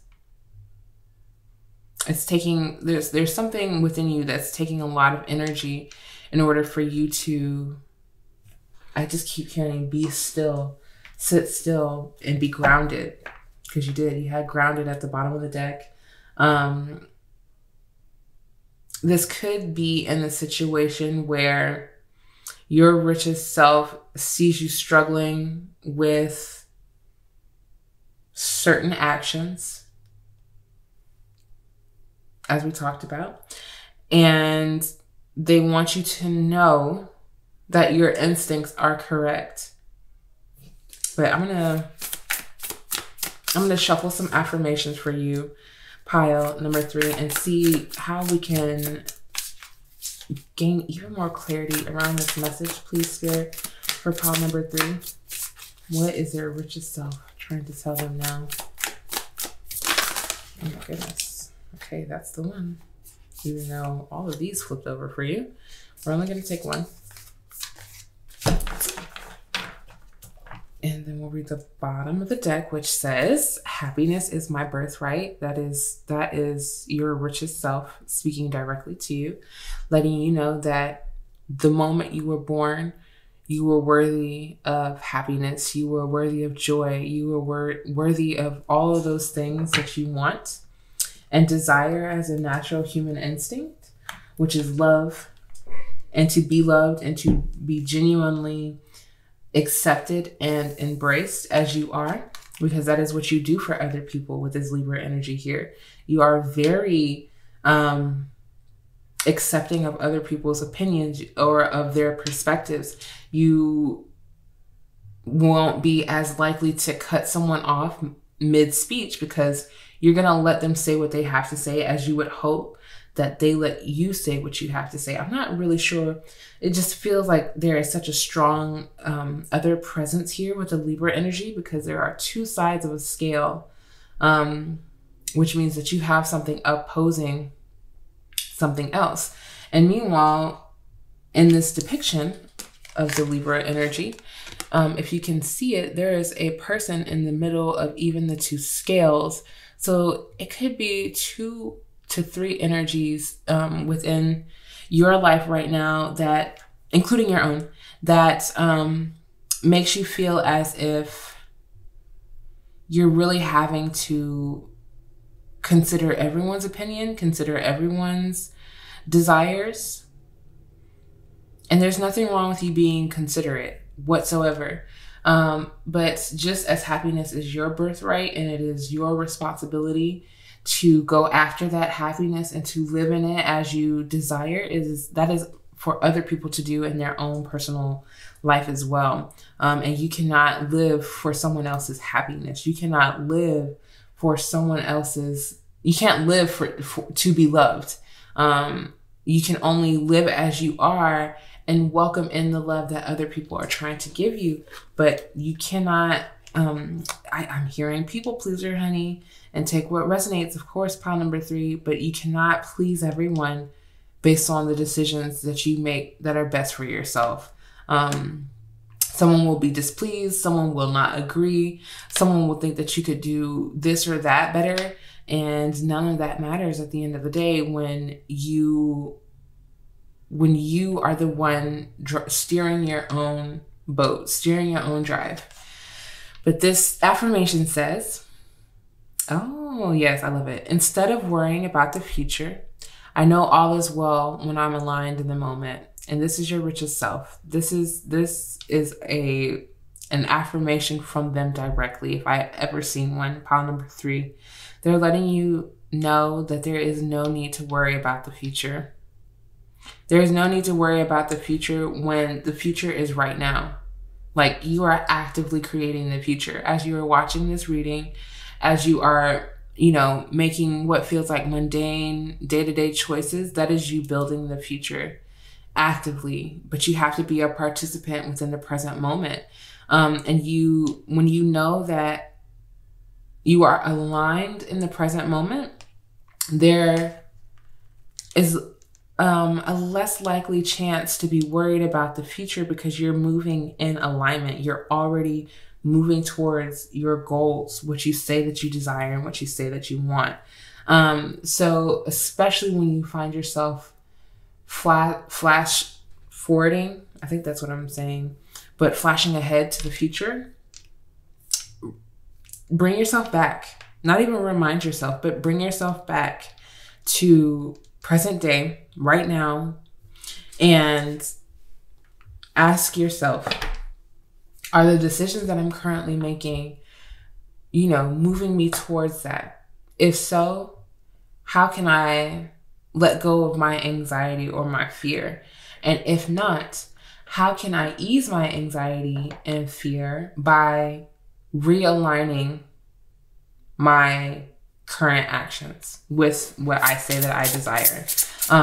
This is why inner power and inner strength is so crucial for you, because like I mentioned with the Libra energy, it is easy for your scales to become unbalanced based on other people's opinions and perspectives. Like I said, you are open to hearing those. You don't want to be rude and cut someone off or tell them that they're wrong immediately, because you don't know. You don't actually know if they are wrong because you haven't tried what they said. But instinct and intuition tells you, but this is just not what I want to do, or this is not how I want to go about this. Or, you know, I'd rather have more faith in this process. I'd rather feel more limitless, especially when people are placing their own fears onto your dreams. You kind of just want to say, well, that doesn't belong to me. It actually belongs to you. And I know that sometimes you may feel as if love means to worry, but you don't have to worry about me because I'm worried enough for myself. So let me give that back to you. Let me return it back to sender and recalibrate and remind myself that I am limitless and that I am moving in the direction of my desires. I am acting as if I have my desires present day, because that is how we create the future. You have the energy of West, and it is connected to completion. And you have that puzzle piece here. This is a very interesting depiction. At the bottom of the deck, you have fluidity with the outer core here. So together, this tells me that you are trying a more fluid approach. You are trying to be more adaptable. And there's something here that you're completing. And I'm going to pull cards to see what this is. Because completion feels like this ending that they spoke briefly about in the I Am Limitless card. There is no beginning and no end. All is infinite. And yet you still have these stages in life where you feel as if something is done. Like I can't work with this any longer. There's nothing else I need to do here. Something is finished and completed. This is the final piece to the puzzle that I need in order to move on from this puzzle and to start drawing my attention to something else.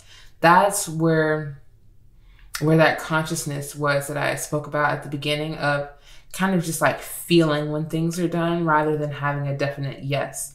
Especially when you do not have a definite yes that this situation is finalized, you kind of have to trust your own instincts to say that it is done. Because if not, what happens? You stay there, you ruminate, you look at the puzzle and you say, okay, but did I actually finish? Did I actually put these pieces in the right place? Or did I force things to happen? You start second doubting and questioning all that you have already gone through. And that breeds that worry, that breeds that anxiety, and it breeds that fear. So I feel like your richest self is letting you know, it's bringing you this message to say, know when things are complete. Know when things are complete, and know when to start looking for that north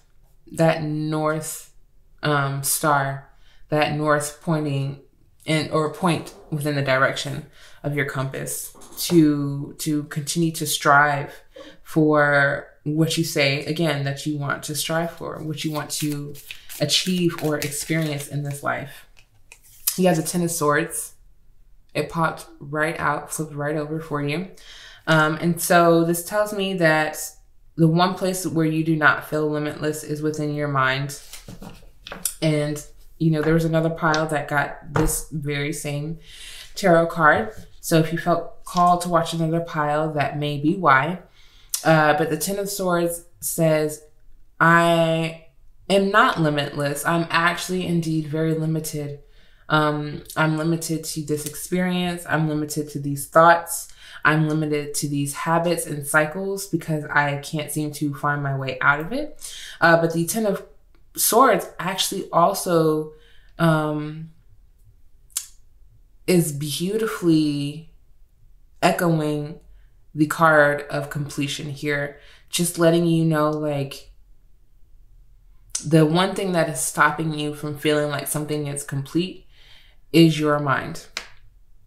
And then that should, your richest self is saying, that should then call you to analyze in what state is my mind at right now in order to repeat these stories. Like, what state is my mind in that I actually believe that I am not limitless? Like, I do not have the ability to leave the situation or close the situation out. Finding balance, because Libra is an air sign, and air is directly correlated to the swords suite in tarot, the suite of swords, or however you say it. But it's Libra, Gemini, and Aquarius that are represented through the swords suite in tarot. And with Libra being an air sign and the Ten of Swords being the first tarot card out, with the Page of Swords at the bottom of the deck before I even keep shuffling, this tells me that you're learning a lot about your mind and the power of your mind. You may have been the type of person to almost accept defeat, pile number 3. And this may not be an easy message to hear or to receive, but I do see you, again, tapping in and channeling a different power than you have in the past, an inner power, an inner source that is not connected to an other with this Libra energy here. Because others, again, they add into the equation rather than helping you to subtract what already feels so heavy and so powerful. You have 2 wildcats represented in your reading. And what is standing out to me through this is the wildcats being so independent, being so one-track minded. Libra energy really, especially with Aries being the sister sign of Libra, they struggle with being independent. They struggle with standing alone because they are not hardwired that way to be able to do so. And so the Ten of Swords is saying, with Find a Balance, that you really need to start subtracting the thoughts that you know that do not promote independence, that do not promote balance, and that does not promote the thoughts that don't promote you being your courageous self. You are coming to a huge closing cycle. Your richest self wants you to know a huge cycle where it has only looked a very specific way for you. But now you have options with the Seven of Cups here. You have choices. The choice or the ability to be courageous, to be daring, to be independent, and to find emotional stability through this, because your mind has the power to kind of send you into emotional states where you don't feel as if you had the choice to go there. If that makes sense, it's kind of like your mind is the power holder within your nervous system, and it will send you wherever it wants to based on your thoughts. So if you're having a good day and it's in your mind that you're having a good day, you're having a good day, period. That's it. But if you're having a bad day, your mind finds joy nowhere. It only finds the struggle. It only finds the difficult. It only finds the agitators in life. And so I feel like you are making a choice As the affirmation says, it says, instead of worrying about the future, I know all is well when I'm aligned in the moment. And you will start to find that alignment does not mean mental clarity, or like, it does not mean mental perfection or like this nice and neatly put together pattern of thoughts. It just means that you are able to sit still and have an inner peace that does not make you then restless. That's what I kept feeling about, like that going. You may be the type of person who's always trying to figure out the puzzle pieces. You're always trying to figure out the equation. You're always trying to make sense of the things that are going on in your life, and your mind is running on autopilot. And so when certain emotions come up, your mind reads them as what it feels, as what your body feels, rather than what is actually going on, because your processing time is on like double speed. And so you don't have the ability to, strength. I'm not surprised, but look at the third big cat to make an appearance in your reading. You could have strong Leo energy in your chart as well. Ooh, 10 of Pentacles. Yes, we love the 10 of Pentacles. Look at that. And the, what is this? 6 of Wands. Wow. So you have, wow, you have 2 tens, the card of completion, and the 6 of Wands. I feel like you're going to be celebrated. You're going to be celebrated for something that you have completed, that you have courageously completed. And I feel like this is more sooner than later, because when I was channeling these for the other piles, the richest self, felt farther away, like farther into the future. Even though, as I mentioned, we're developing the future as I speak to you. But this feels like you are either currently celebrating a huge accomplishment, or you will be soon. And this accomplishment has afforded you the ability to know that you are making the right choices foundationally. You know that you want to leave something behind in this world, either for your loved ones or just in general, people who you may have never even met before. The 10 of Pentacles says, this is my legacy. This is what I have put blood, sweat, and tears into. This is what I have given my life to, my time to. The 10 of Pentacles, we like to see it as a culmination of literal riches, literal money. But it is not just that.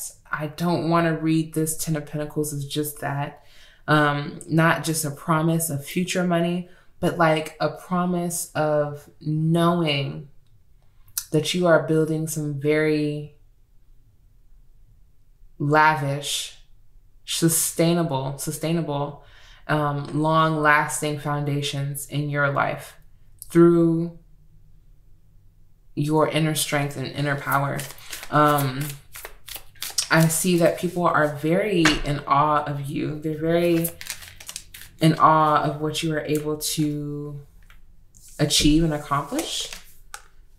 Let's see.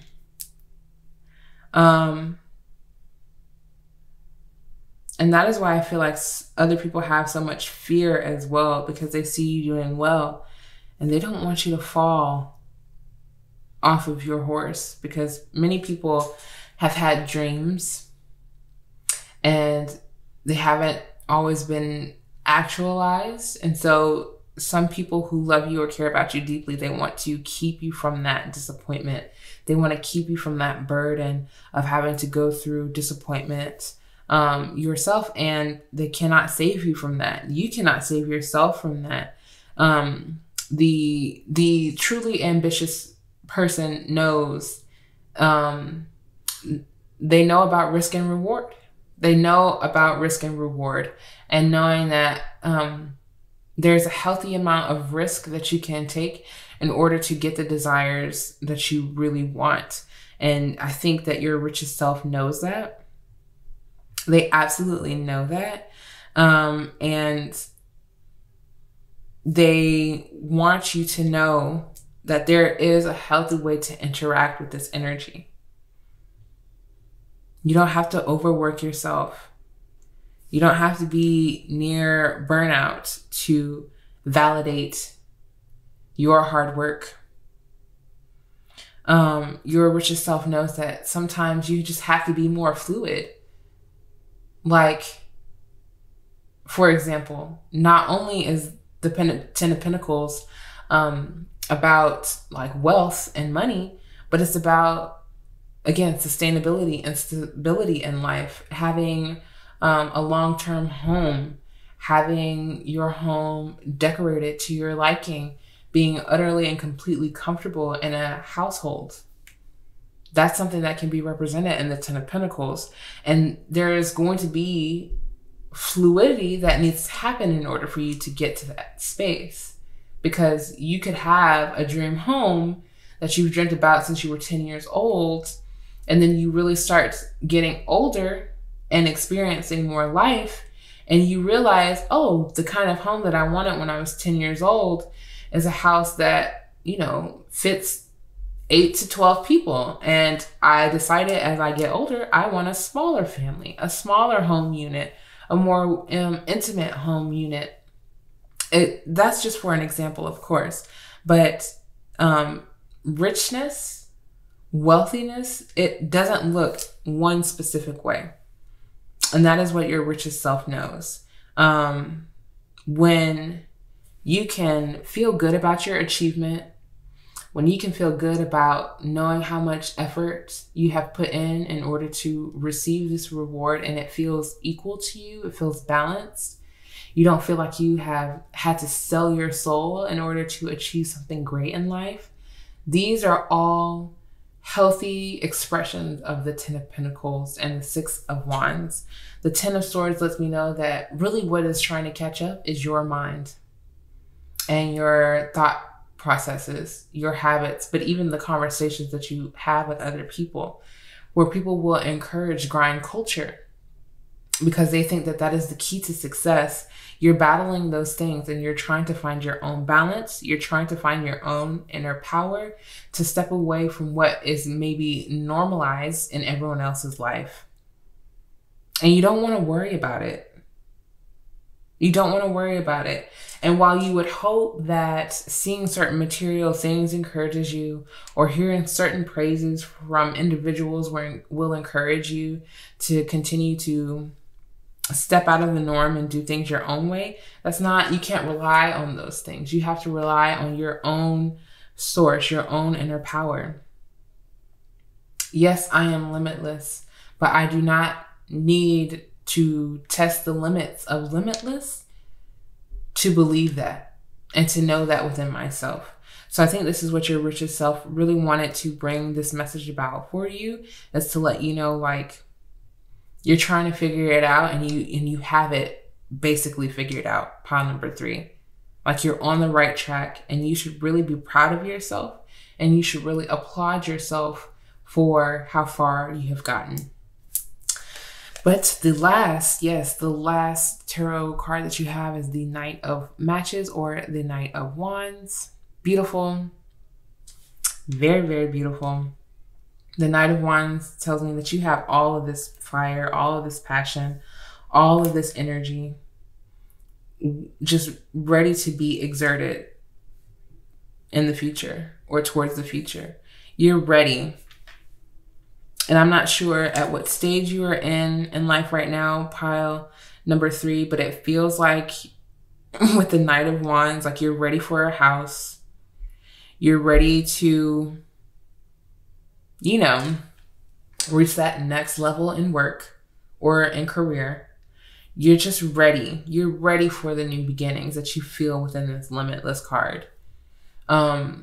Even if, like, you're looking around, like I mentioned, and you're not seeing a precise, oh, it's time to go. Like, some people will wait for their job to let them go or to be in a place of crisis before they actually take a step out of what they know. And I don't feel like that is you. I feel like that's the last thing that you want, pile number 3, is to wait until you are thrown off before it is time to make actions. That is, I think, one of those fears that you are battling with. Like, you feel the urgency or the need to move, to go, to change, to expand. You feel that need greatly. And you're just worried that you don't want to wait until the last minute, or that you don't take the opportunity when it comes to you. And I don't believe that that is the case at all. You have this Knight of Wands to say that you are very ambitious. You are sometimes impulsive, but it is all, it is all genuine and from a heart-centered place. Like, you're not impulsive to do harm or to be irresponsible, but you do have this urge, and that's that inner power sitting in you wanting to be expressed and released. And like I said, nothing is going to do it. No outside communication, no praises or anything is going to do it. You're going to make it happen. You have the 3 of Pentacles at the bottom of the deck.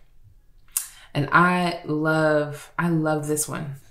It's so beautiful in its depiction. Just 3 hands waving around their wands, collaborating in the magic together.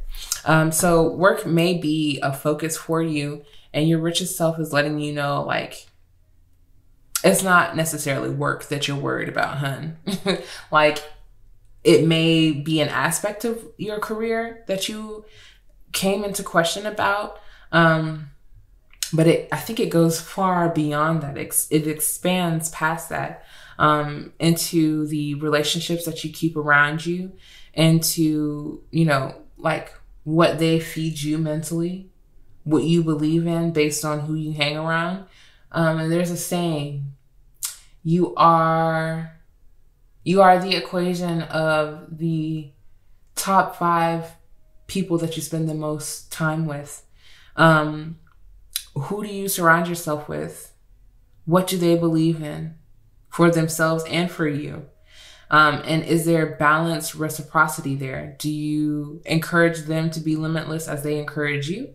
Or do you feel as if you're the one who is steady encouraging, steady challenging people to step outside of their own bounds and boundaries, and you don't have that energy left over to be able to do it for yourself? There's a lot that you are in the midst of completing. But I see you most importantly being absolutely done with certain mindsets and thought patterns and habits. You're absolutely done with it. Like, you want to hold a more balanced mindset of life happens. It is what it is. I can move on from this. I can build from this. I can grow from this. And this doesn't have to set me back. This doesn't have to put me down. I am limitless. If there are no walls around me, if there is no floor beneath me, and there is no ceiling above me, that means that there is no direction that I can go in that would be wrong, because I'm making it up as I go. And that's intimidating as hell. That is intimidating as hell, pile number 3. I will come here and let you know today that there is not a person in this life who actually is not ever afraid of the idea that they have full autonomy and responsibility over their life. It may be internalized, it may be a more silent fear, but every now and then someone will get a glimpse of that fear and say, I don't know if I'm capable of handling this, of handling my whole life and taking care of myself for my whole life. Like, we're all human. We all face this, and we don't necessarily all talk about it. But I'm here today to tell you and let you know that you are not alone in this. And especially with the 3 of Pentacles here, you may be collaborating with other people who have this way of thinking, and they channel their fear and their anxiety differently than you have seen before. And I've been saying this a lot, but they take that waste and they turn it into compost, and they grow things out of that energy rather than letting it bury them. And I think this is something that you can also admire other people for.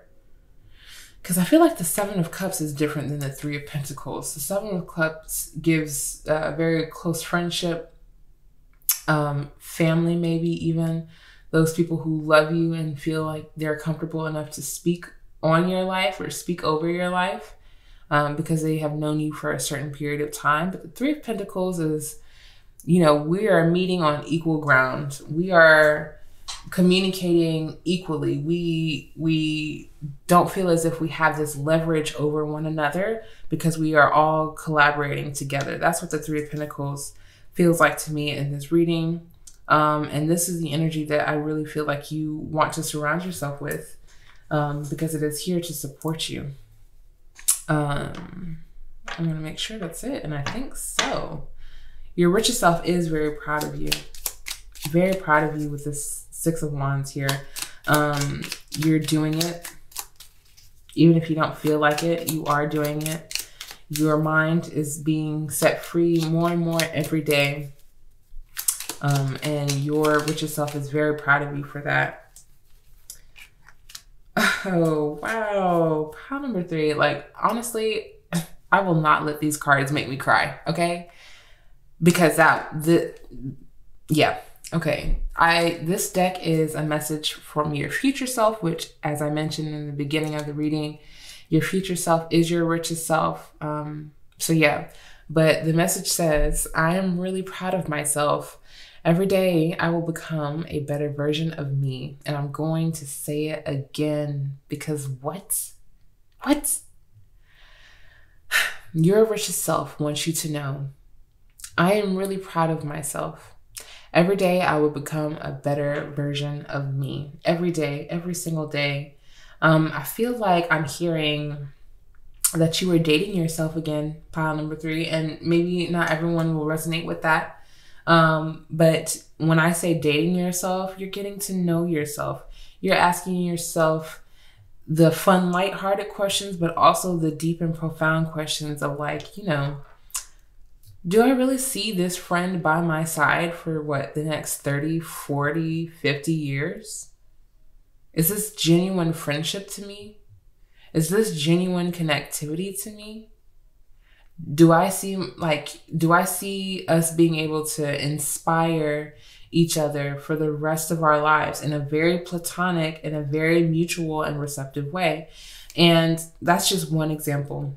Because I do strongly believe like who we surround ourselves with is how we believe we should treat ourselves. And if you get it, you get it.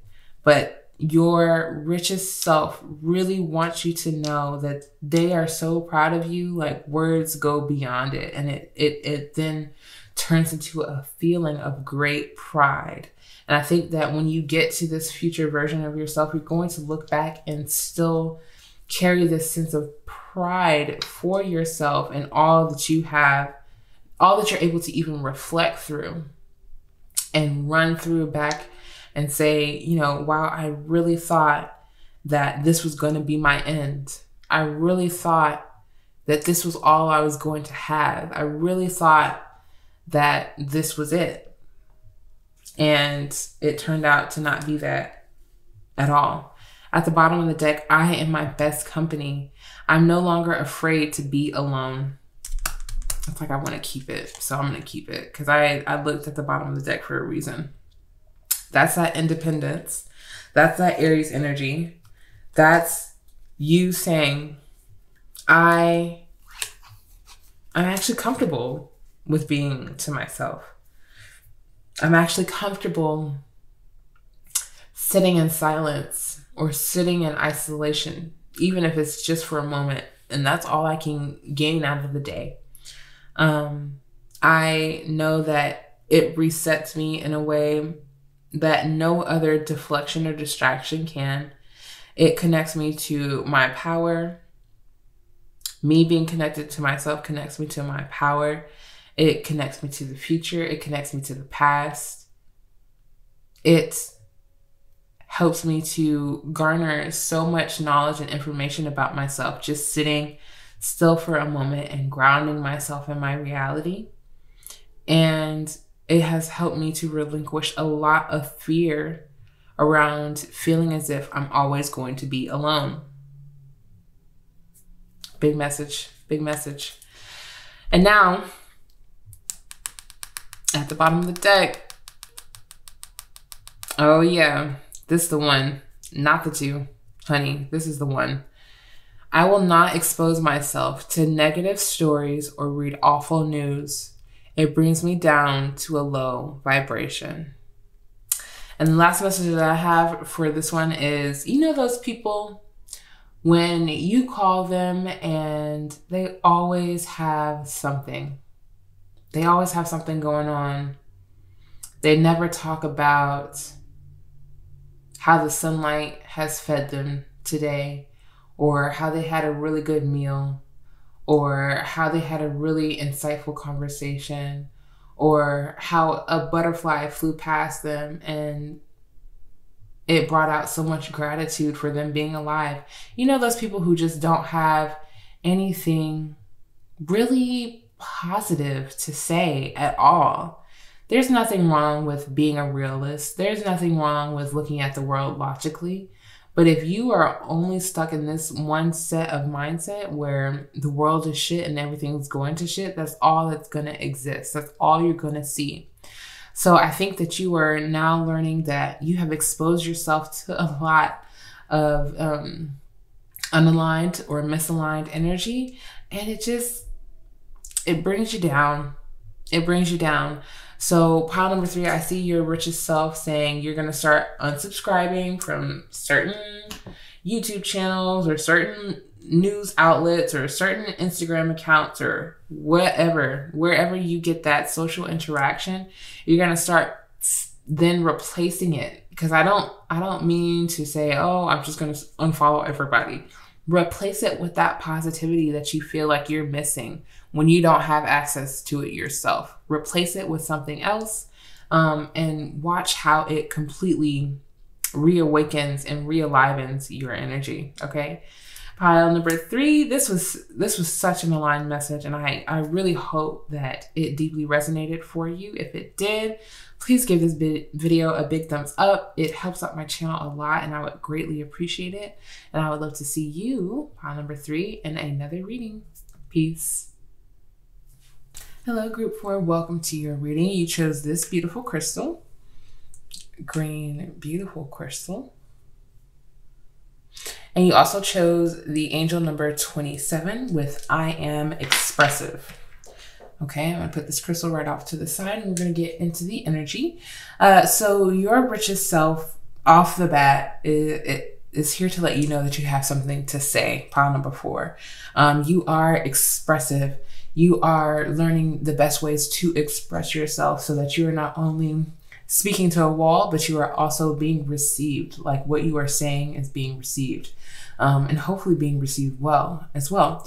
So let's see what the card says. It says your mind is wide open and you are tolerant and compassionate toward all ways of life. You value freedom of expression and want to improve the conditions of people, whether in your community, country, or the world at large. You are expressive. So this is your richest self letting you know that this is your desire. And this desire is absolutely being met in the future. You have wanted to embrace your more open-minded side, embrace your more tolerant and compassionate side as well, of just really, this gives like Sagittarian energy when you are zooming out of whatever discrepancies or details that may get you boggled up and keep you from expressing freely. You value freedom of expression, but I feel like because you are here, pile number 4, you value the freedom of expression, but in a compassionate way, in a loving way, in an understanding way, and in a non-egocentric way as well. People nowadays, of course, especially in the era of social media, they are not so shy to express. People will say the first thing that comes to mind, or the first thing that they know will get them the attention that they want. And that is not always a healthy, helpful, or positive thing for our society. It creates barriers. It separates us. It detaches us from our own reality and the reality that other people are living different realities than us. So sometimes people's freedom of expression, they abuse that freedom. They abuse that right in order to stir up more chaos and hatred in the world, and not for anything positive or good, for absolutely no reason but to disturb the peace of other people, and to say what they feel is right, and only what they feel is right, and to demean another party or another person. And that's not genuine expression. That is just taking the words that you have learned or not, and trying to give out whatever it is that you want to, whatever it is that people feel like they want to give out, without taking into consideration the person that is listening to them. And so we have too much of that energy right now, way too much. And that energy in itself can be a silencer. When there's always this loudest person in the room type of energy, it makes people retract most oftentimes. And even if people rebuttal the nonsense that other people speak out, that is their version of the truth. And that is not necessarily everyone's version of the truth, whether agreeable or not. So it's kind of as if you have been trying to find the right place, the right atmosphere for your voice to be heard, in a manner that is productive. Because we also hear about how, we can't just place ourselves in a room full of yes men.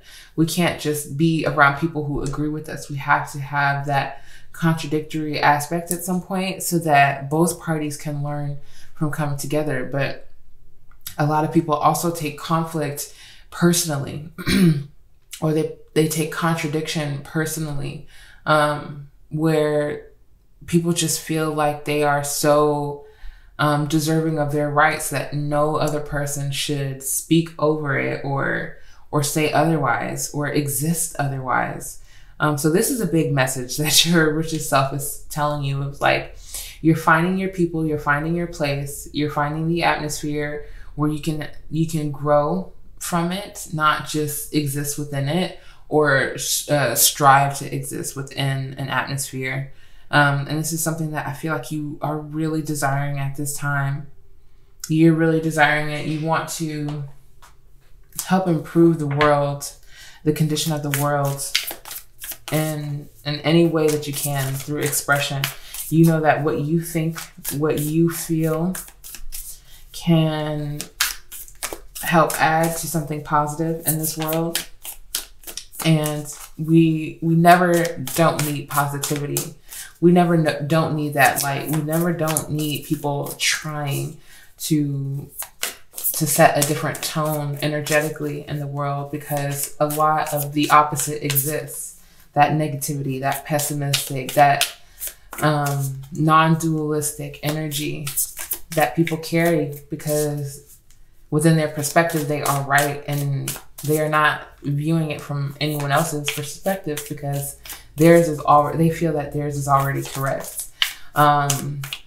Those are people who do not classify themselves as open-minded, or if they do, that you start to hear certain things that they say that leans towards more closed-minded thinking rather than open-minded thinking. All different kinds of energy that's coming out for you. What does this say? You have the new moon in Pisces, attuned to the divine, and the first quarter moon in Leo, be humble. But I'm gonna keep shuffling because I just need one clear, precise energy for pile 4, please, Spirit. So your richest self wants you to know that you, step into your power with the first quarter moon in Aries. It kind of just flipped over very abruptly. So there is some energy here. You also have full moon in Pisces with forgive. Okay. So the Aries energy just kind of busting out like that. probably off camera. You probably didn't get a chance to see it flip over so abruptly. And of course, we saw the Leo energy of being humble. Step into your power. Your richest self is saying if it's time to step into your power, but do so from a humble place, or do so from a place of humility, and knowing that just as you wish other people would see that their perspective is not the only perspective, their way is not the only way. I'm literally looking out of my window and I see 2 yellow birds. They're bright yellow, and there's 2 of them. And I've never seen any yellow birds at all where I live. That is insane. But being or stepping into your power from a place of humility means that you recognize that your way of living is not the all true way of living, and that no matter what you believe, no matter what works best for you, it won't be the exact same way for everyone. That's why I mentioned not being in a room full of yes men, because you're not looking for people who already agree with you. They're already agreeing with you because they're already doing what works best for them, and it may look similar to you. But for the people who find challenge in your way of being, who find difficulty in your way of being, who just don't understand your perspective, period, I feel like that is when you are allowed to step into your power. When you know, like, okay, I may have something to say, I may have something to offer, but you do not have to take it as gospel. You do not have to take it as the word of what it is. And that is you existing in your power, which I've been hearing a lot of, like, existing in your power without the need to validate it, or without the need of validation from another agreeable person, as we were talking about. So Pisces at the bottom of the deck, full moon, you are going to be gaining clarity, and it is coming very soon, around what you have been holding on to emotionally, what has been stored in your energetic body or your system. You're going to have a lot to say about it too. And what the energy of forgive here, forgiveness does not mean silence. It does not equate to silence. It does not mean that you are to, secretly go into your own place and find forgiveness is situational. It's based on the situation. So if you need to say something, if you need to, clear off your chest, but in a humble way, in a way that's just like, this is an emotion that I am feeling because of this situation, or this is how this has made me feel.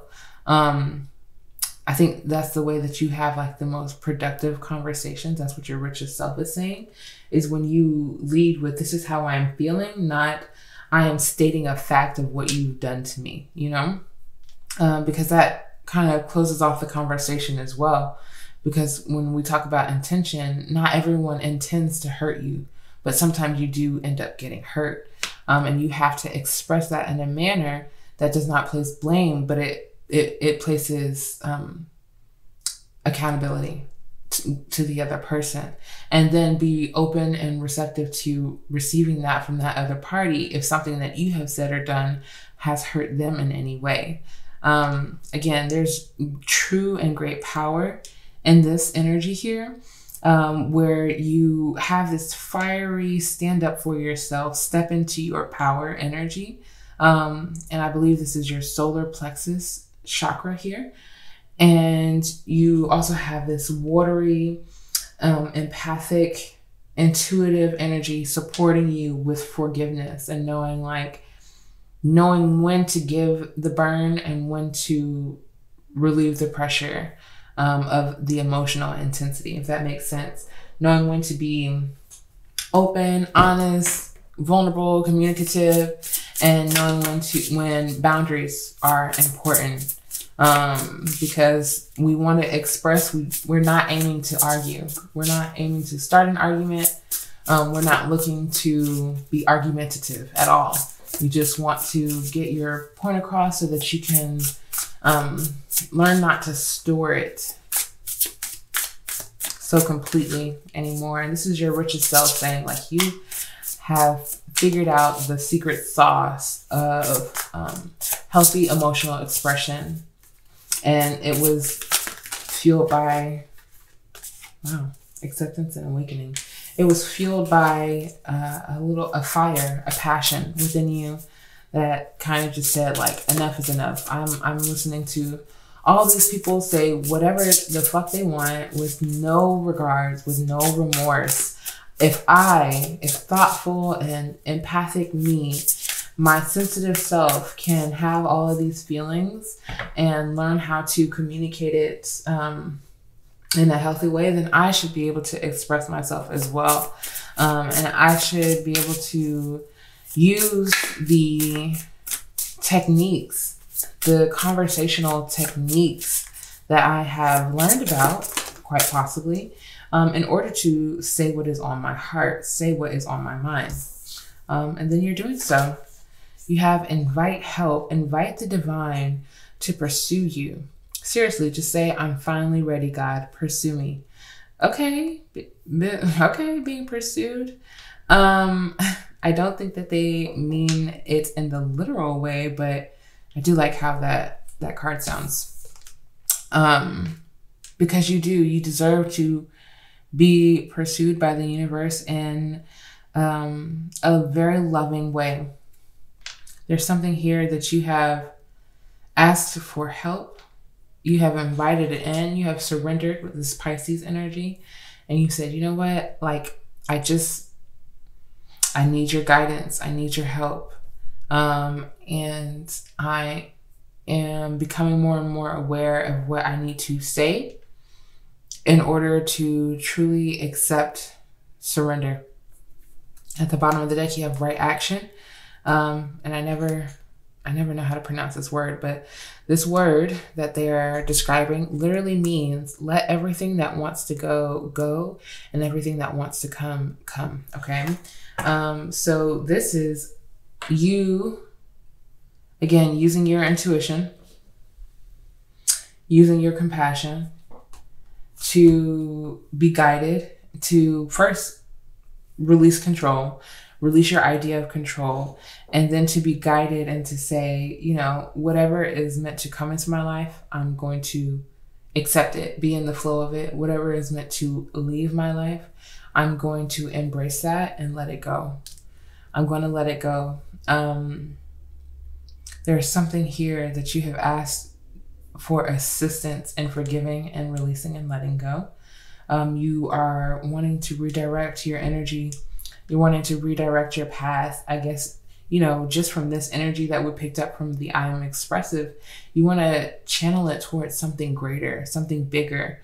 Not just the people, not just your community or the country, but the world at large. I feel like you feel so deeply for the pain that exists within the world. With this Pisces energy, you feel it. And sometimes it also even maybe makes you feel like you are suffering energetically. It may not be in your physical reality, but energetically you feel disheartened. You feel defeated sometimes when you look out into the world and you see even more people in need, even more people in pain, almost feeling like, okay, well, have I done anything at all? And it puts a lot of pressure on your creativity, I feel like, as well, because that's where that Pisces energy exists too. It exists within the creative realms, within the fantastical, the mystical, and that's where we reach a lot of our artistic drive and creation. And so you may feel, or you may have felt, blocked because you have felt like, I need to put my energy towards something more purposeful or more meaningful, or just not this foo-foo-ness, if that makes sense. But I kind of actually... Okay, so yeah, you have been asking for guidance, you've been asking for help to not only navigate any blockages, but to really let something go emotionally. And I'm going to see what other message your richest self has for you, what affirmation they have for you. It says, to begin the practice of allowing, I must get out of the way and let spirit give me direction. Wow. Okay. Hey, yeah, your richest self is very much clear and precise in the messaging here. So to begin the practice of allowing, I must get out of the way and let spirit give me direction. You have definitely learned about like what it means to get out of your own way. It has not been easy. Honestly, this depiction here within the affirmation card reminds me a little bit of Capricorn energy. They look like mountains, and it looks like this person and the Aries energy is in the mountains as well. So you may have Capricorn or Aries in your chart. Aries moon, Capricorn moon, Pisces moon. But aside from the astrology, I think it's safe to say that you are trying to build a practice of surrendering. And it may not look like how other people suggest, which is like prayer, which could work for you. But I think it's about perspective for you and how you are getting out of your own way. Because you're starting to express more of what you want. And if your actions don't align with that, I think it's easier for you to see in that way, in that manner, than to speak on something that you can't actually physically see. So what does this mean? What is an example?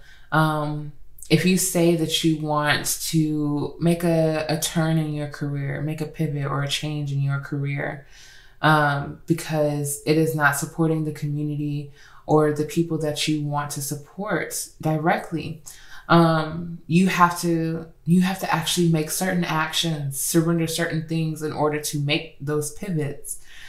So that means your routine, your schedule is going to change. That's something that you have to surrender and to let go of, especially if you are someone who relies on routine to do something.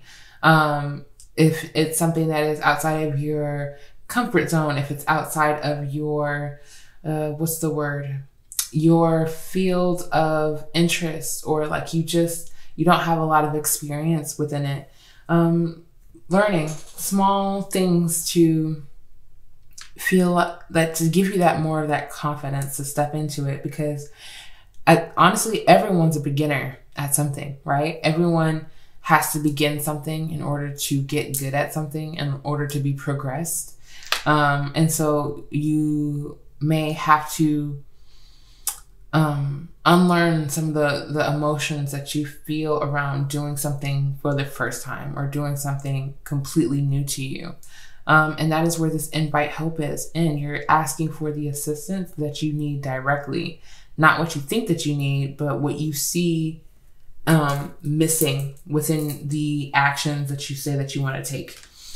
If that makes sense, pile number 4. But at the bottom of the deck, you have the affirmation: appreciation dissolves all blocks to the presence of my super attractor power. And I'm going to read that one more time, okay? Appreciation dissolves all blocks to the presence of my super attractor power. So the super attractor power, that is your manifesting abilities. And I feel like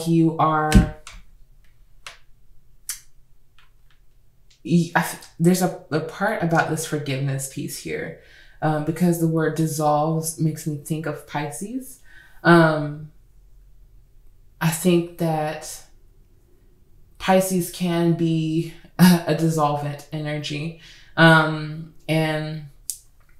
empathy and appreciation, I feel like can also be on the same energetic like wavelength of like being able to value and see value in a block. I hope this is making sense, Pop 4, because the way that it's worded, appreciation dissolves all blocks. Appreciation doesn't have to be joy. You don't have to be happy about feeling stuck or working through feelings of being stuck. You don't have to carry any of those feelings in order to have appreciation.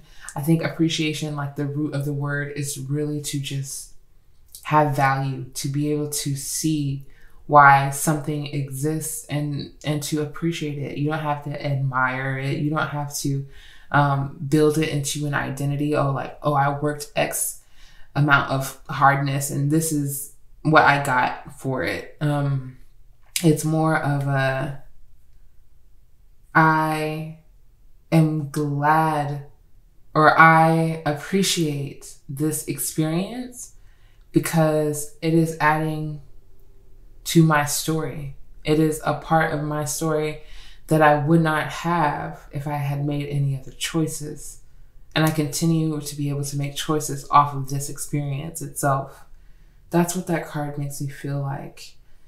Just an appreciation to be able, and that builds into that manifestation energy of being able to attract what you do truly desire from after you have been able to dissolve the blockage.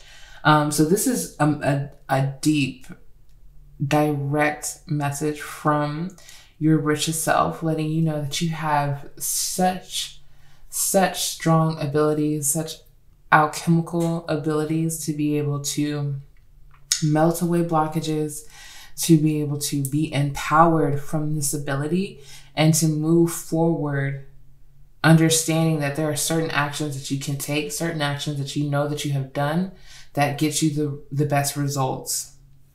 So either when it looks like surrender, when it feels like, oh, I should be letting go, I should be surrendering, that's when you feel it. And then when you, oh, it's time for me to step, it's time for me to make a move, it's time for me to take action, it's time for me to be confident in this action, it's time for me to move with this cardinal fire energy.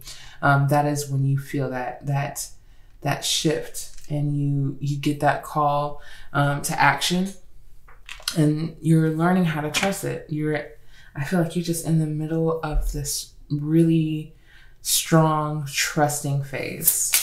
I'm so curious to see what else the Oracle wants you to know. What message from their richest self, please, Spirit, pile number 4.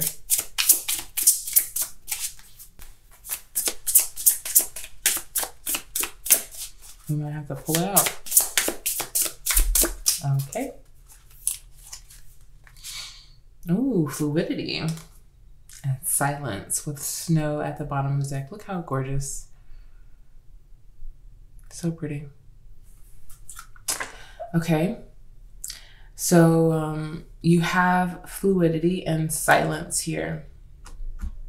And of course the silence goes so beautifully with the Pisces energy. But of course fluidity as well. You have a lot of watery elements supporting you through this time in your life. Fluidity. Yeah, to begin the practice of allowing, I must get out of the way and let spirit give me direction. I think you really are trying to be less rigid. Some of you, depending, could be a water rising sign within your birth chart. So that means that you could be a Pisces rising, a Scorpio rising, or a Cancer rising for some of you. But fluidity, you want to be less rigid. You want to be more free-flowing. But I feel like there's also this consciousness to water, to the water element as well. Because a water can absolutely be free-flowing, but it also, there is this structure. Like, you have to have a container for the element of water, whether that be earth, whether that be a glass or some kind of container, your hands when you are cupping water itself. So you are being more fluid, but I think it's a more internal fluidity that you are channeling here. But outwardly, I think that you are also trying to be more initiative thinking, or like determined to move and make intentional movements. So what does this mean? I think your richest self is saying, like, I have so much openness and vulnerability sitting inside of me. You have a really watery way of expressing things, I believe. So some of you could have your Mercury in a water sign, which is, of course, the Scorpio, Pisces, Cancer energy, one of those Mercury signs. But the way that you speak comes from your heart. And I think that is more of what you want to share with people, that really tender, soft, empathic side of you that really wants to be expressed through verbiage. And again, this is not always received well. It is not always receptive. You probably have an intense way of communicating that not everyone interacts with on a daily, or even, on a yearly for a good year. But this shouldn't stop you. This definitely should not stop you. There is nothing wrong with the way that you communicate. There's nothing wrong with the way that you exist. And especially if this is what you are trying to communicate to other people, you must believe that within yourself. So you must believe in what you preach. You must believe what you say and let it guide your actions, but not letting it dictate how other people should take action. Again, just open channels of communication that are, yes, vulnerable. The moon card here, vulnerable, that are intuitive. You may touch on a lot of people's secrets. You may speak on things that you know nothing about directly when it comes to another person's personal life, but it feels as if you're reaching into like the depths of their psyche. You're reaching into something that they typically keep hidden from just anybody. You are very powerful with the things that you speak on. It touches people very directly. Your richest self says, like, you have such an abundant way of speech. It is almost psychic, the things that you say. When you speak, people their instinct may be fear initially. With the moon card here, the moon does represent a lot of nurturing. It does represent a lot of beautiful things, but it can also just represent purely the dark, purely the darkness that people think only exists within themselves. You speak on it as if it's a normality, as if people should be very fluid with their shadow and not be so afraid. Because when you start to suppress your shadow, that is when it becomes dangerous. I think this is something that you feel and that you know, because you have been allowing yourself to express more emotional, shadowy things, whether in private or to people that you honestly trust, because the moon is not necessarily on a pedestal. It's not on a stage with a spotlight. I think that's like more like Six of Wands energy. This stage is like in the dark. All the lights are off and there's only a few standing by with like candlelight. And it's intimate. And this is where you probably feel the safest to express through candlelight in the darkness in intimate settings. You feel most powerful in the dark. You feel most comfortable in the dark, most confident in the dark.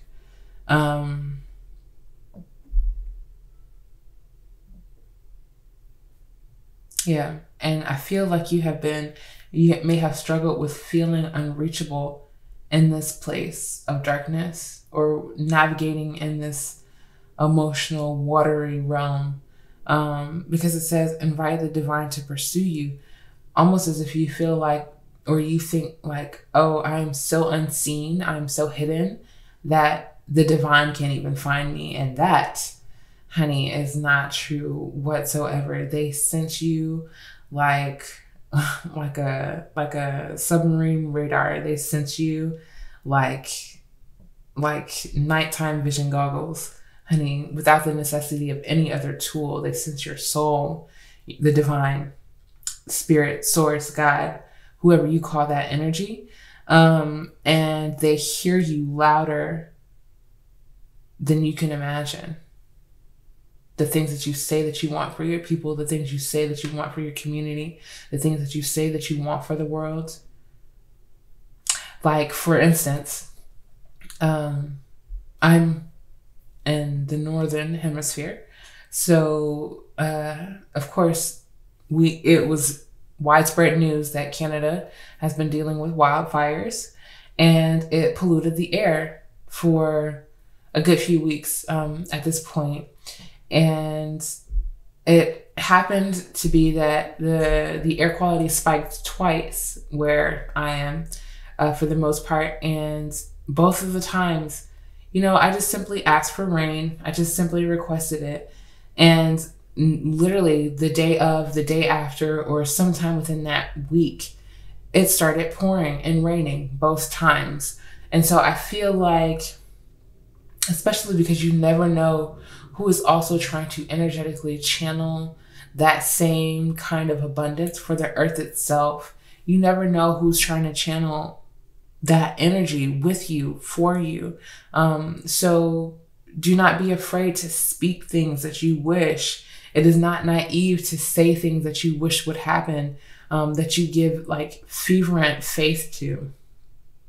I think people are also spending so much time trying to look cool in society that they don't think that faith looks cool, or that believing in something, or like strongly believing and standing in something, standing into your power, looks cool. You have to be nonchalant. You have to be indifferent or uncaring, or only caring about this, or whatever it is. I think you are shedding all of that, and honestly forgiving a lot of whatever attachments that you used to hold on to that kept you from, again, openly and freely expressing what actually truly honestly matters to you.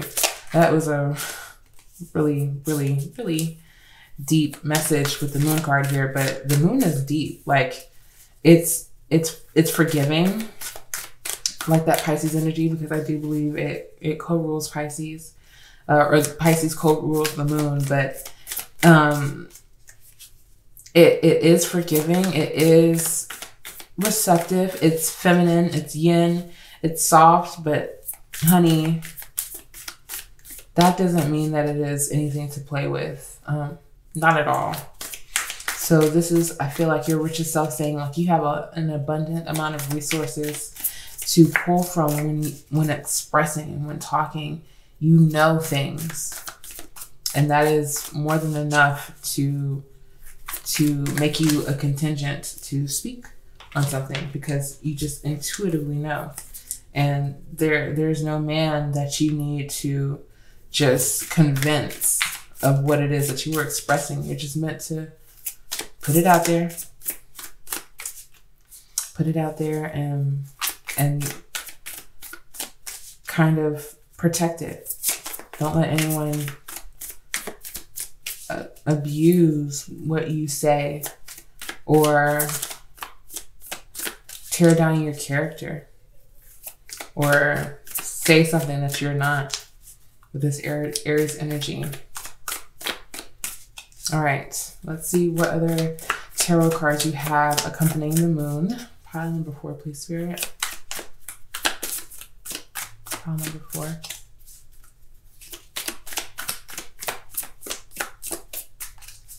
Pile number 4.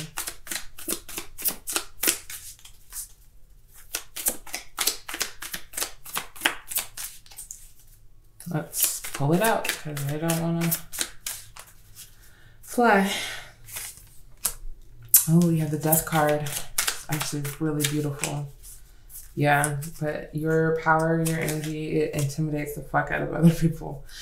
So you have the Death card and you have the Page of Cups. And so if you are an avid tarot watcher, then you know that the Death card is nothing to be afraid of.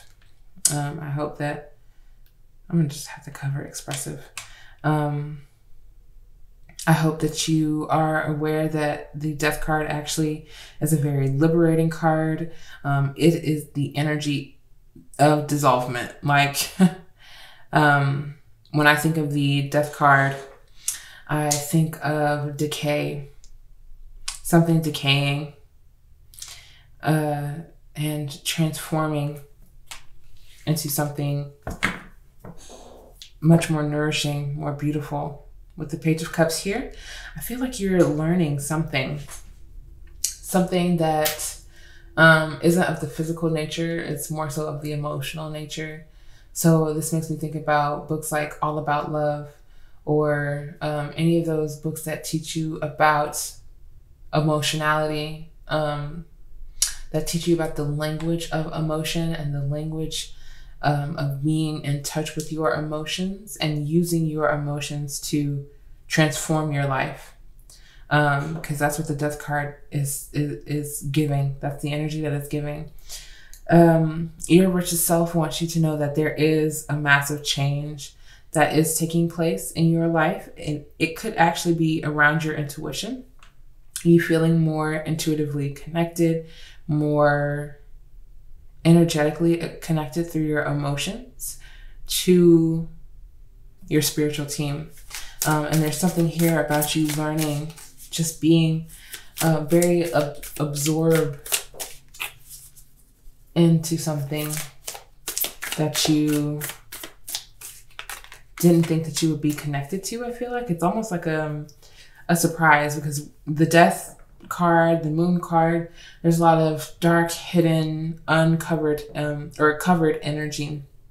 And so the Page of Cups tells me that you're going to be stumbling on this new knowledge of some sort, and your richest self is saying that this is what is aiding you in stepping into your power.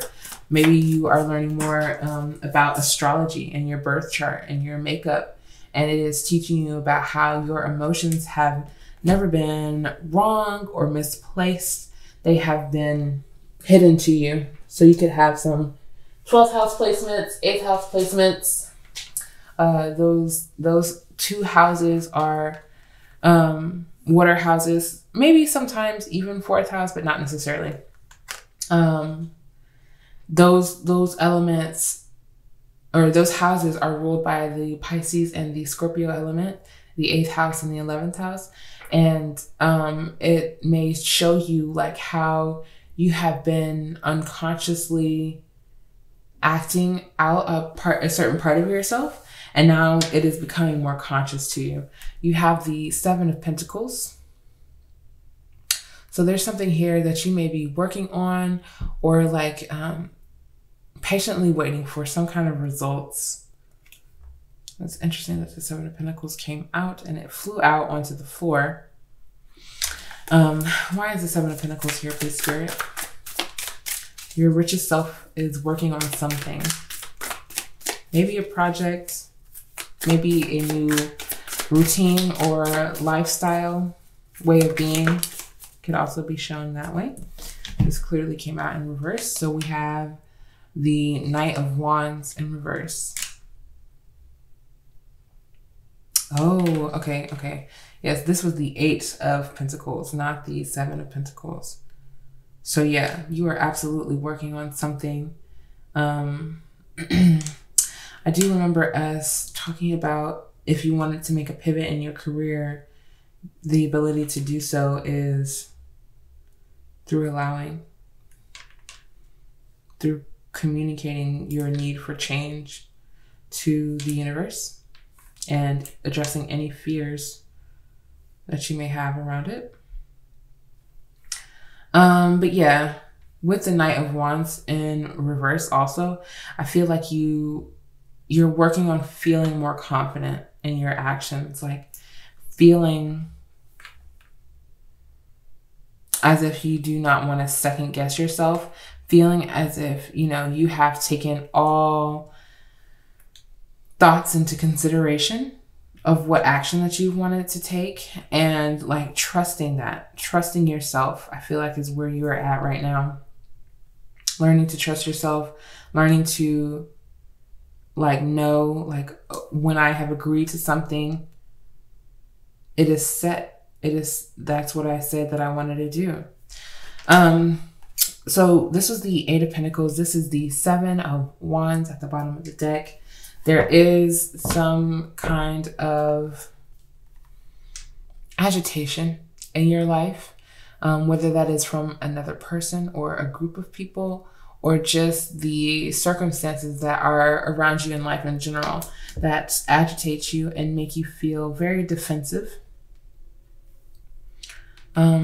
You may sometimes need to subtract yourself from that energy in order to center yourself and to center yourself in your own energy without that other energy like poking at you or like annoying you or demanding your attention or something of that nature. But we'll get into that in a minute.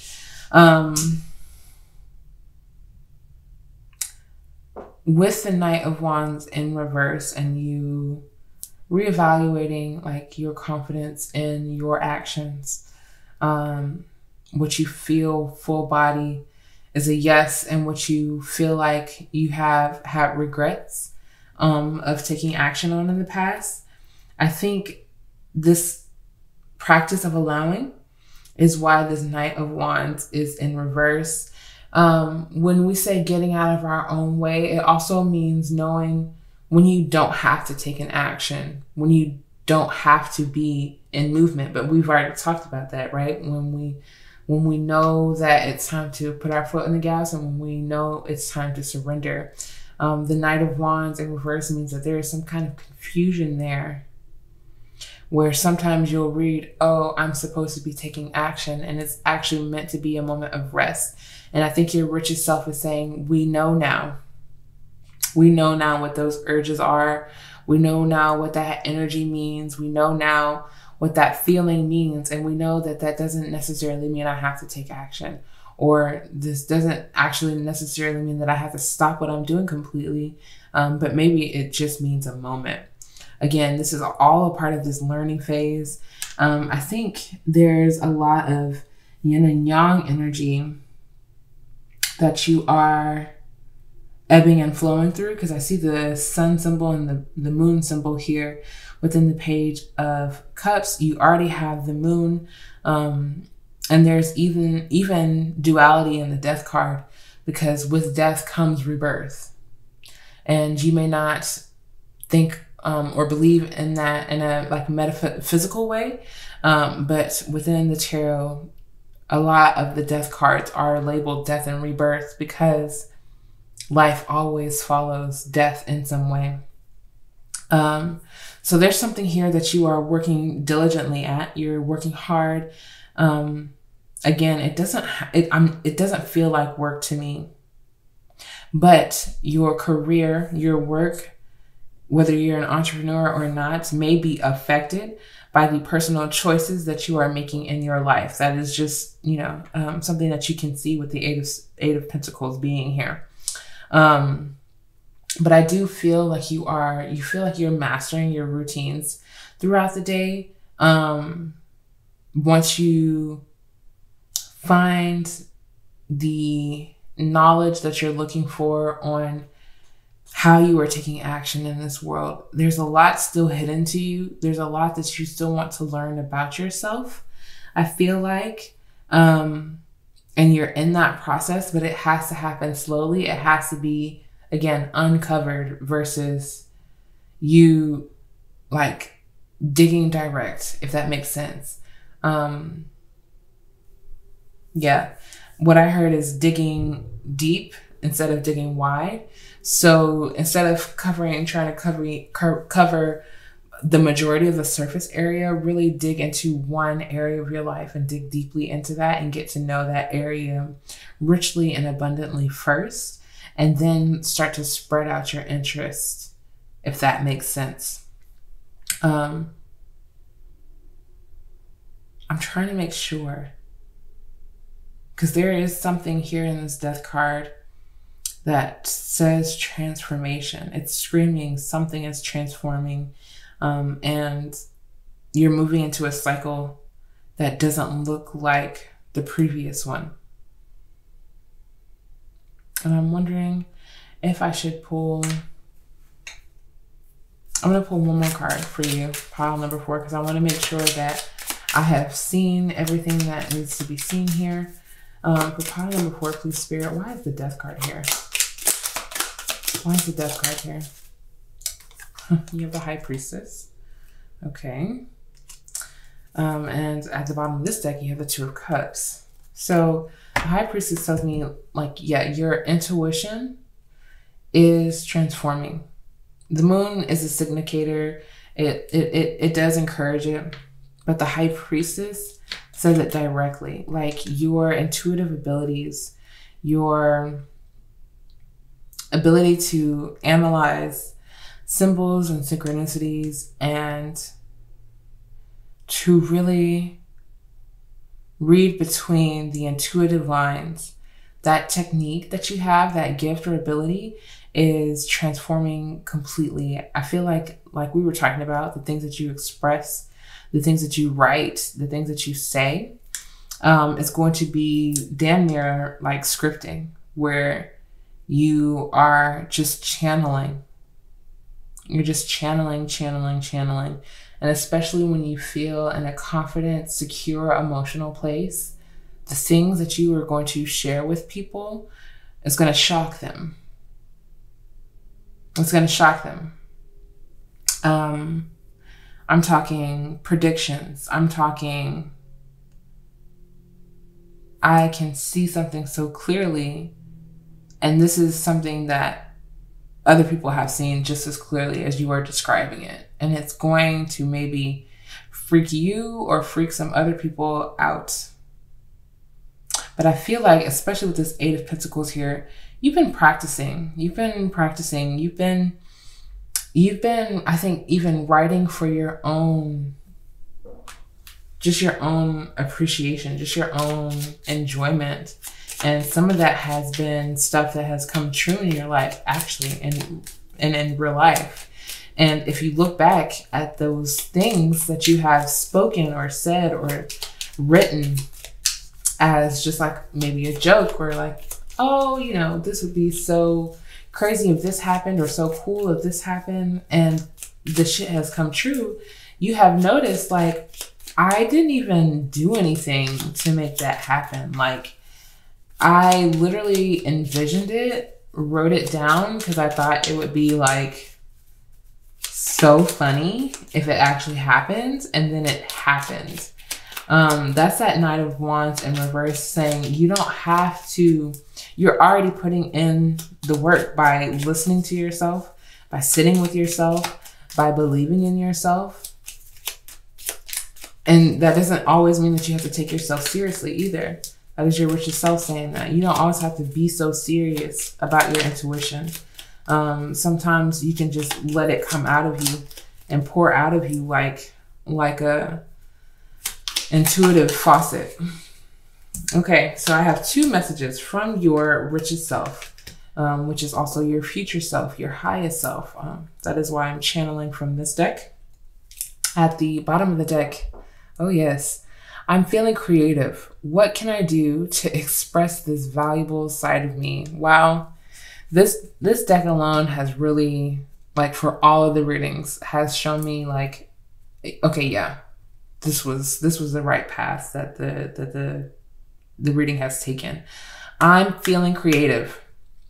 What can I do to express this valuable side of me? Your richest self is saying, wow, I really value myself. Like, I really value my gifts, my abilities. Yeah, scary as hell, maybe intimidating. Sometimes it means that I don't actually have to work that hard. I can just do what I love repetitively. And it blossoms into this beautiful, dark, magical gift and ability that I have. And dark in the sense of, like, everyone doesn't play in the dark. You know, people are coming inside the house when the street lights come on back in the day. They aren't going outside when the sun is down and starting to play, typically. But you, pile number 4, you're not intimidated by a little shadow. You're not intimidated by a little taboo or, again, secretive, hidden energy. And I think a lot of people are starting to appreciate you for that. And you are starting to appreciate yourself for that, which is why you feel so called to share some of your insight and express some of the things that you have already worked through or are continuing to work through personally, because that can help enlighten so many other people. But your richest self is saying, I keep myself at a high vibration so I'm less bothered by nonsense situations. And that's that 7 of Wands at the bottom of the deck. Nonsense. If people are like really bringing you down, changing your energy, changing the energy of the room, trying to change your vibe just by any non-verbal action or passive whatever, you have to say, I don't have time for this nonsense. The 7 of Wands, if you can see it, there are matches inside of a matchbox, right? But you have to take that match. You have to strike the side for it to be useful. If not, the matches will continue to sit here dormant and non-threatening. And so I think you're just choosing not to light that match. You see the match, you see the boxes, you see the potential threat, but it's just like, you know, this is nonsense. Like, I won't spark it if you won't. Let's just keep it at that, okay? Especially when you start to saying stuff and you're like, and people are feeling their feelings based on what you have said. They are reacting to you. You're like, honey, I can't do anything for you about that because it's the truth. And I don't think that you are an ill intent person. You're not telling people the truth to be mean or to be hurtful. And I hope that that is not the case, that you have really tapped into that empathic and compassionate side. But nonetheless, you will not be holding your tongue.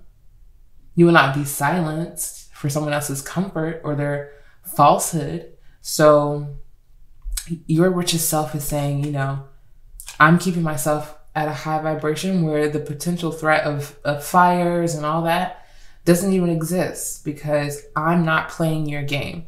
I'm not tit for tat. I'm not lowering my vibration to match yours and to set off a whole wildfire of issues. Okay. So yeah, that's your richest self. Okay. All right. So they also said, why do I let that person trigger me?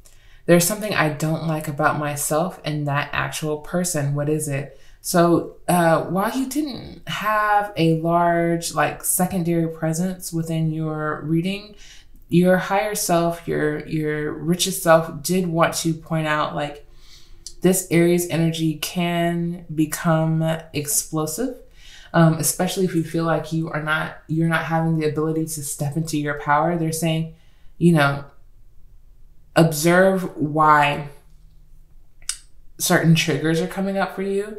And it may be because you are placing that emotionality somewhere that doesn't feel the most productive to you. Because you did have the 8 of Pentacles here. You want to work and work and work at something to master something, to say like, I have this down, not down pat, because I don't think there's something that you can always learn, which is why you have the Page of Cups here. But you have it down and you feel confident in it. And so if you're giving your energy to that, you don't have it for anything else, right? So that means that there's some energy that needs to be shifted because you are being triggered more than likely with it coming up here. And you are being asked to intuitively dig like you would for any other conversation with any other person. Dig for that within yourself and ask, what is it about me that I see in you that I deem as negative or not good or just something that I could completely do without? What is it? Pile number 4. ask yourself, you know, is this actually a part of my identity, or is this just an emotional trait that I also have in regards to external situations that I maybe I don't even let everyone else see it, but I have it, and I feel shame about it. And that makes me not like you because I can see it in you, and I feel like you have less shame because you share it so openly. That's that expressive energy too, where you see other people expressing what you feel shame about. Okay, pile number 4. I think that this is the end of your reading, and boy, it was intense. Okay, I hope that you enjoyed it.